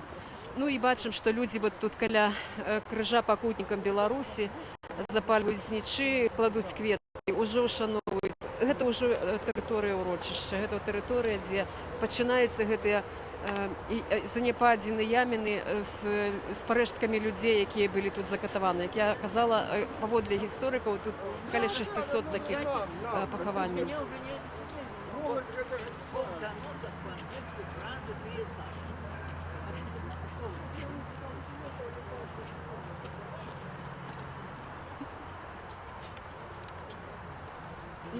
Нават не чакаючы нейкіх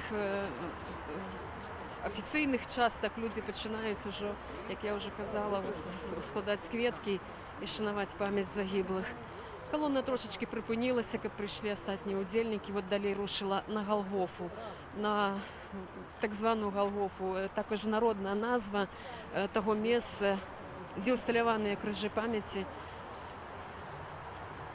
дзе людзі звычайна ушановваюць памяць усіх загіблых. Это такое месца сімвалічнае, бо вот, як тут казалі сёння ўдзельнікі і як гісторыкі кажуць, дзе людзей хавалі, архівы не кажуць, яны закрытыя, а калі і адкрыюцца, то, як кажуць гісторыкі, там не будзе ні шмат звестак, дзе людзей хавалі, бо это ўсё рабілася таямніча. Таму Курапаты такім сталі сімвалічным месцам ушанавання памяці ўсіх ахвяр палітычных рэпрэсій.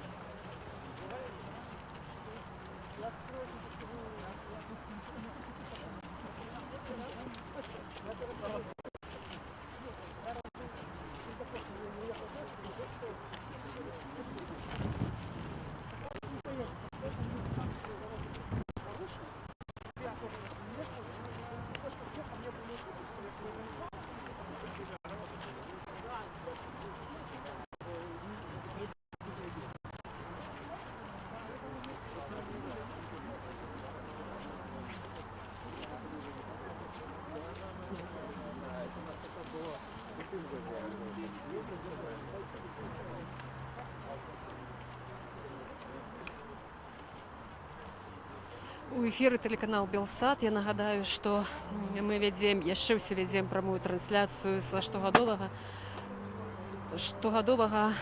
шэсця ў дзяды, шэсця у Курапаты на дзяды, поўная акцыя, прысвечана Дня памяці продкаў дзяды і ушанаванню памяці усіх ахвяраў палітычных рэпрэсій у Беларусі. Зараз мы падняліся на Галгофу, так званую Галгофу, якую так называюць па-народнаму гэтае месца крыжоў у Курапатах, дзе ўсталяваныя крыжы, дзе адбываюцца такія помныя акцыі. Зараз у гэтым месцы мусіць адбыцца невялікі мітынг. Удзельнікі шэсця, арганізатары плануюць прамовіць да прысутных людзей, як ужо казаў адзін з арганізатараў Юрый Беленькі, падзякаваць тым, хто тут сюды прыйшоў, і яшчэ раз сказаць словы на ушанаванне памяці усіх ахвяраў рэпрэсій. Бачым, што тут палітыкі ідуць, і людзі ідуць вельмі сталыя. Просто это сапраўды фізічны і грамадзянскі ўчынак. І вельмі многа маладых, як казалі сёння. Ну, пра гэта мы яшчэ раз паразмаўляем з арганізатарамі на завяршэнні акцыі. Пакуль што людзі яшчэ падымаюцца сюды да гары.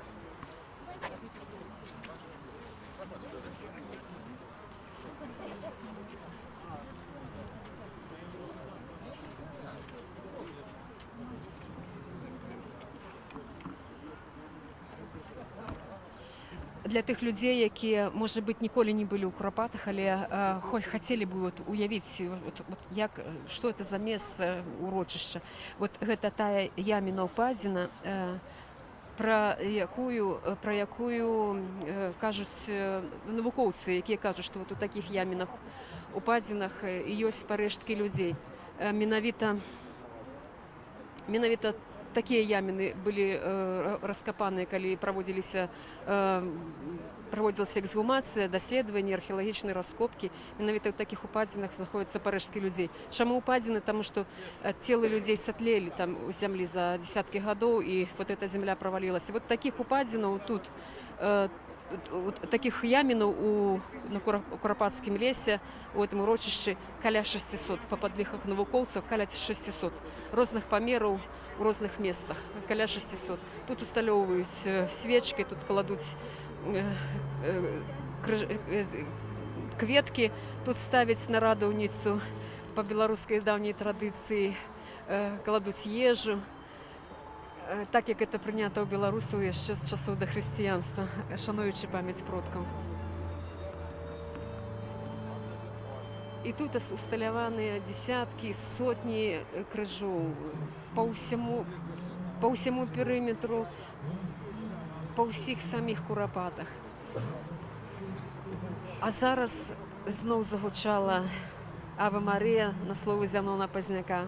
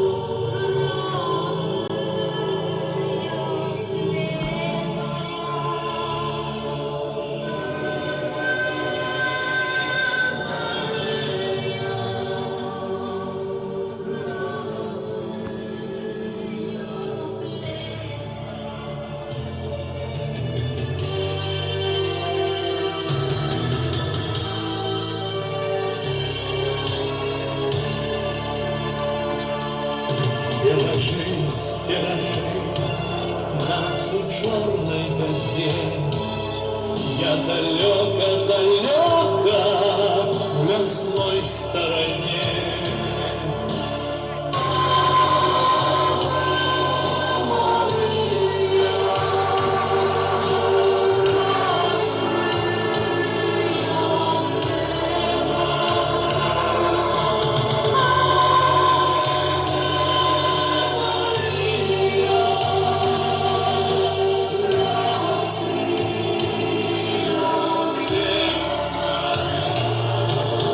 Сосны шумят, там, где хмары гаут, хай лучит над землей, над родимой моей.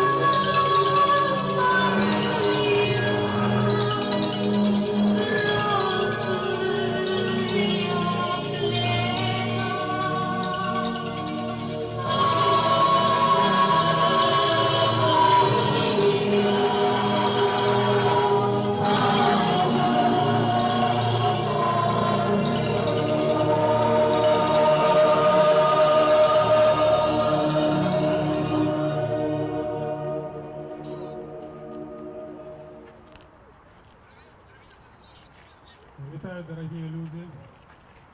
Щиро дякую за ваш учинок. Ви пройшли великий шлях, нелегкий шлях, щоб прийти сюди на Куропатську Голгофу. Моє ім'я Юрій Беленький. Я являюсь наместником старшини консервативно-християнской партии БНФ. Я заявляюсь отказным за это мероприятие. И на правах отказного я попрошу вести митинг, який зараз почнеться.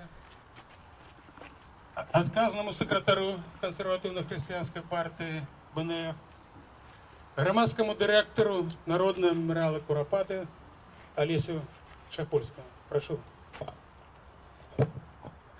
Шановні сябри, дякую вам за ваш нелегкий, так сказати, поход. Здається, тут люди, значить, уже і сталого возрасту, і молоді люди. А що це все говорить? А чим це все говорить? Є переємність. Ми живемо. Білорусь жила, живе і буде жити. Живе Білорусь! Живе Білорусь! Живе Білорусь! Я зараз зачитаю до нас з вами зворот старшини консервативно-християнської партії БНФ, відкривальника Куропата, чоловіка, який вельми шмат зробив, со своими поплечниками, депутатами опозиції в Верховному Совєті 12-го скликання. Гэта яны здабылі незалежнасць для нашай краіны. Гэта яны зрабілі так, што нашы зараз сыны не гінуць у шматлікіх войнах расійскай імперіі. Гэта Зенон Станіславович Пазняк, і ён да вас звяртаецца.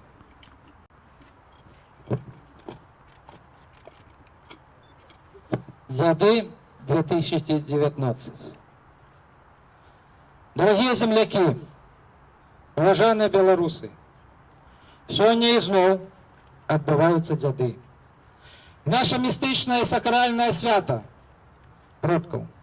Яно ў цяперашнім часе набыло у нас асаблівае значэнне, бо звязана з народным мемарыялам Куропаты.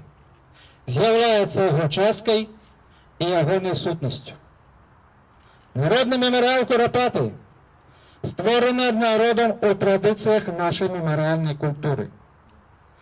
Пачаўся ён 29 кастрычніка 1989 года, калі людзі, ідучы шэсцем, прынеслі сюды на руках вялікі 7-метровы крыж пакуты і паставілі яго тут, ад гукі рэквіема і казані малітву. З 2000 года кожны раз на дзяды сюды прыходзілі тысячы людзей, якія неслі на плячах крыжы і станаўлівалі іх тут, для магілаў расстраляных продкаў. Так ствараўся вечны мемарыял памяці пра геноцид. Кожны год на дзяды сюда прыходзяць людзі, нясуць і ўсталёўваюць крыжы, помнікі вечнасці. Вось чаму гэты мемарыял з'яўляецца вечным, бо кожны год, кожнае пакаленне беларусаў прыносіць сюды і ставіць тут свае адзнакі памяці. Гэта працэс няспынны, пакуль жыве народ. Ён стаўся рытуалам святой часткай памяці пра трагічны для людзей і для гісторыі час. Мы тут усе ёсць удзельнікі, ушанавальнікі і стваральнікі народнага мемарыяла. Ніхто, ніякая цемра, чартоўская сіла не знішчыць Куропаты, пакуль мы жывем. Няхай цемра бесіцца сабе да пары, няхай робіць свой крыжалом. Урэшце гэты крыжалом і пахавае іх усіх, з усёй іхнай сіпатай, ненавісцю і ядавітай слінай. Шануйме наших дзядоў, шануйме расстрэльныя магілы продкаў, паважайме нашу гісторыю, наших пакутнікаў і наших герояў.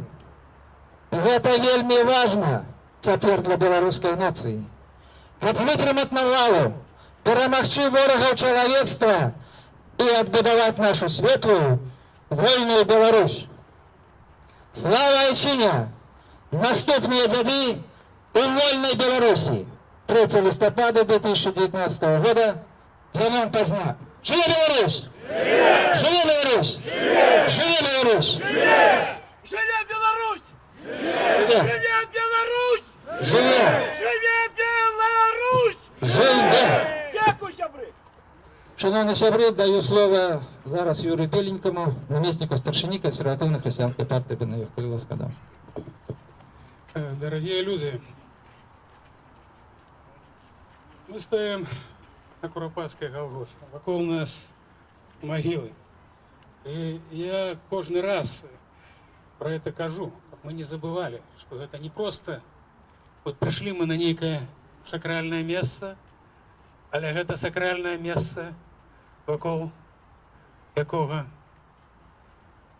люди, парэшткі людей, невинно забитых, у якіх засталіся сем'і. Многие выросли, не бачили своих бацькоў, маці, только тому, что тут, у Куропатах, не только тут, у гэтых, а в тым ліку, вот як тут написано, хайсы віцебскіх Куропатаў, в хайсах, и шмат якіх десятках месяцев по Беларуси забивали наших людей. Недавно я поглядел одну импрезу в Ютубе, в социальных сетках, и там молодой человек задает питание: а что за зло такое вот проросло тут, на нашей белорусской земле, как такое отбывалось? И, ну, я заочно, может быть, хочу заперечить этому молодому человеку. Зло не тут проросло. І оно прийшло. І оно прийшло з іншої держави, з іншого народу, з іншої ментальності, з іншої політичної культури. Сюди, до нас. І оно прийшло тоді, коли відбулася повна інтеграція Білорусі, Усходньої Білорусі, у Російську Совєтську Федеративну Соціалістичну Республіку. Я вживаю гэта сучасне слово, бо це, ну, перекладається як об'єднання, можете це перекласти як поглинання. Гвалтовна інтеграція, коли з Усходу прийшли військи, захопили нашу Білорусь, а на Парижской домове 21 года, мирной русской домове, Заходняя Беларусь дошла до Польши, а тут усходні інтегратори розпочали реалізацію своєї вот этой інтеграційної політики. Я не дарма это кажу, и не раз это уже казал тут на Куропатах. Не шукайте причины внутри Беларуси тут, что отбывалось. Смерть это зло пришло оттуль. И это вельми актуально про эту интеграцию казать. Коли сёння зноў гучыць про поглыбленную интеграцию в новой союзной державе.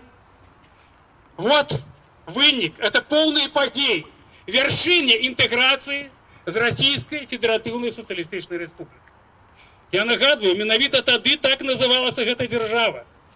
Только ў 22-м годзе она створила уже такі прихорошены быццам бы Советский Союз.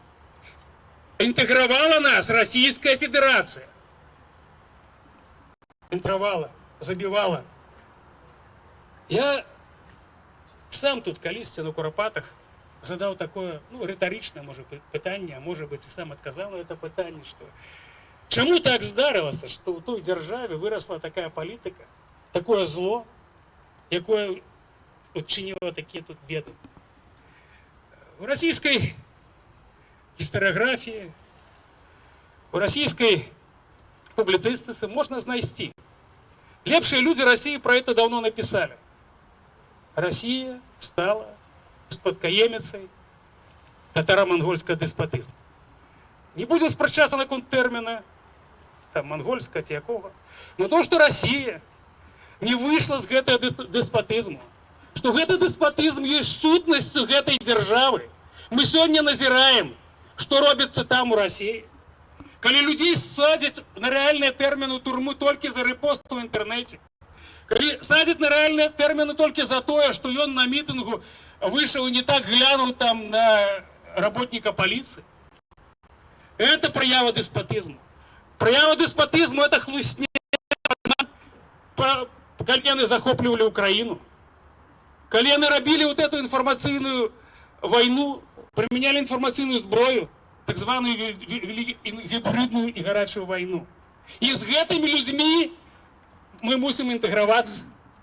Вот подумайте, люди, вот тут на Куропатской вот этой вот земли, про какую интеграцию можно казать. Что я хочу сказать, дорогие люди? Союзная домова — это антиконституційна абсолютно речь. яна супярэчыць Канстытуцыі. Тыя людзі, якія падпісалі яе, павінны былі сесці ў турму. Бо гэта ёсць вельмі сур'ёзнае крымінальнае злачынства. Тыя людзі, якія сёння заяўляюць, што яны дзейнічаюць у рамках саюзнай дзяржаве, гавораць пра тое, што яны мяркуюць зрабіць вельмі цяжкое злачынства, здраду радзімы. Бо ў Канстытуцыі вельмі дакладна напісана.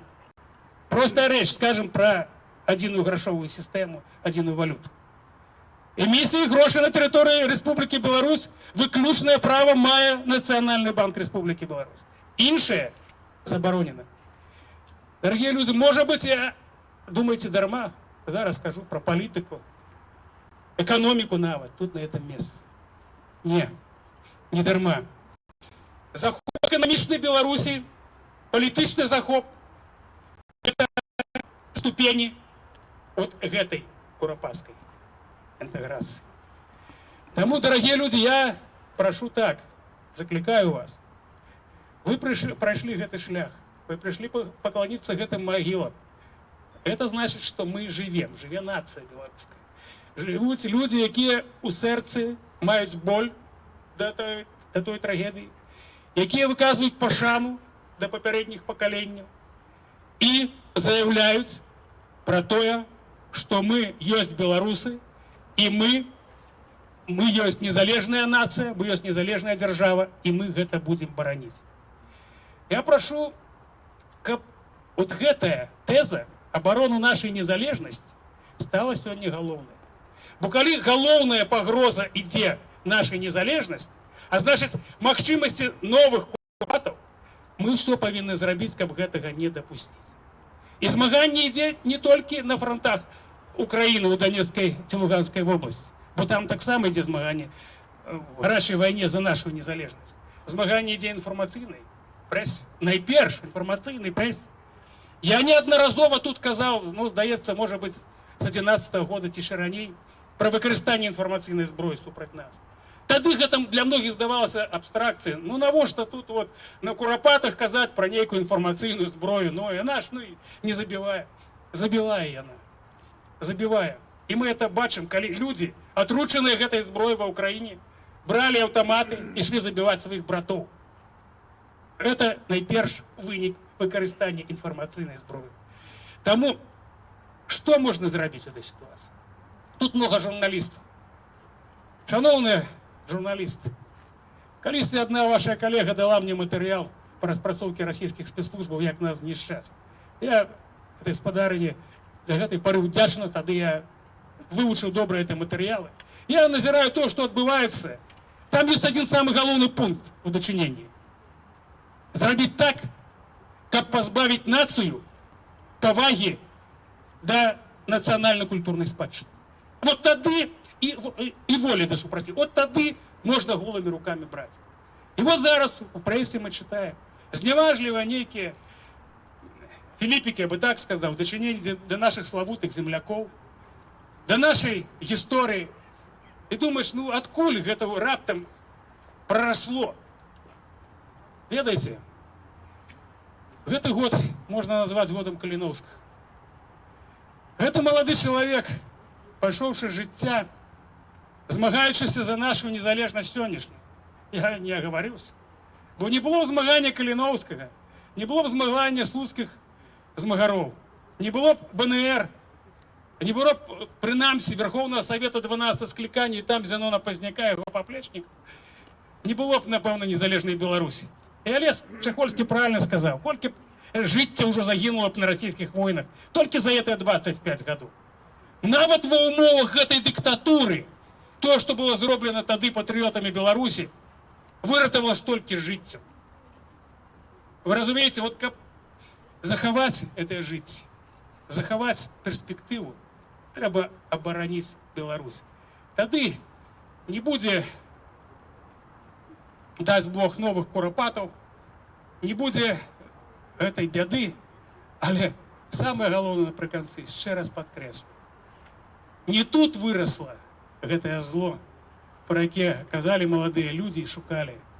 Зло прыйшло адтуль, з усходу, з гэтай імперыі зла, Вельмі дакладнае вызначэнне калісьці даў прэзідэнт Злучаных Штатаў Амерыкі у дачыненні да Савецкага Саюза яшчэ тады.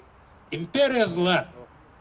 Скукожылася гэта імперія, але сутнасць яе зло засталося.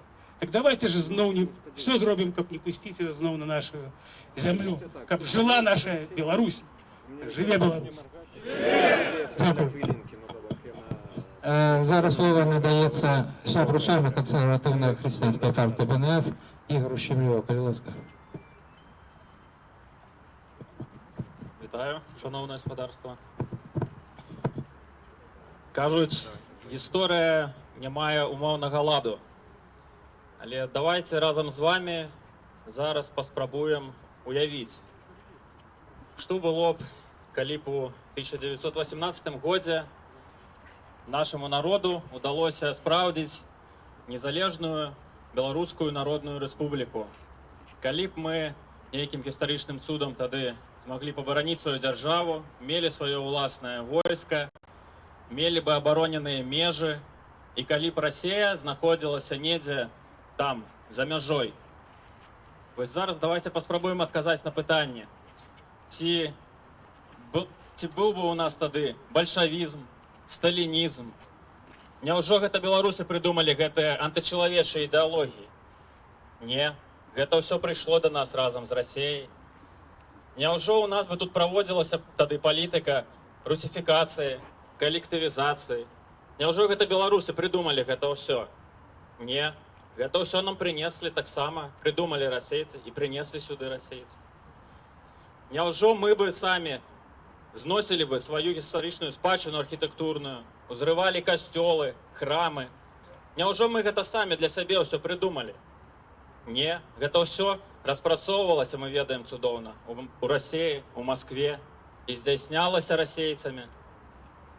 Няўжо на нашай тэрыторыі бы дзейнічалі ГПУ, НКВД, МГБ, КГБ? Няўжо гэта ўсё беларусы прыдумалі? Не, гэтыя антычалавечыя, злачынныя арганізацыі былі ўтвораныя у Расіі, у Маскве, і прыйшлі сюды разам з акупацыяй. Нічога гэтага бы у нас не было, калі б мы мелі незалежную дзяржаву. І калі казаць сучаснымі тэрмінамі, то тут, у Курапатах, ляжаць ахвяры інтэграцыі з Расіяй, на жаль. Тут ляжыць колер нашай нацыі, наша нацыянальная эліта. Цяжка ўявіць, колькі тут ляжыць нобелеўскіх прэмій нашых, геніяльных твораў, мастацтва сусветнага ўзроўню. Усё гэта было закапана ў курапацкіх ямах расійскімі акупантамі. Сёння шмат хто задаецца пытанням, а што ж яны там падпісваюць у Маскве, якія ў іх там планы на інтэграцыю, што гэта інтэграцыя прынясе нам? Адказ вельмі просты, дастаткова азірнуцца і ўбачыць сотні расстрэльных ям праз кожны метр. Усяго іх тут 510. І такіх месцаў па нашай краіне тысячы.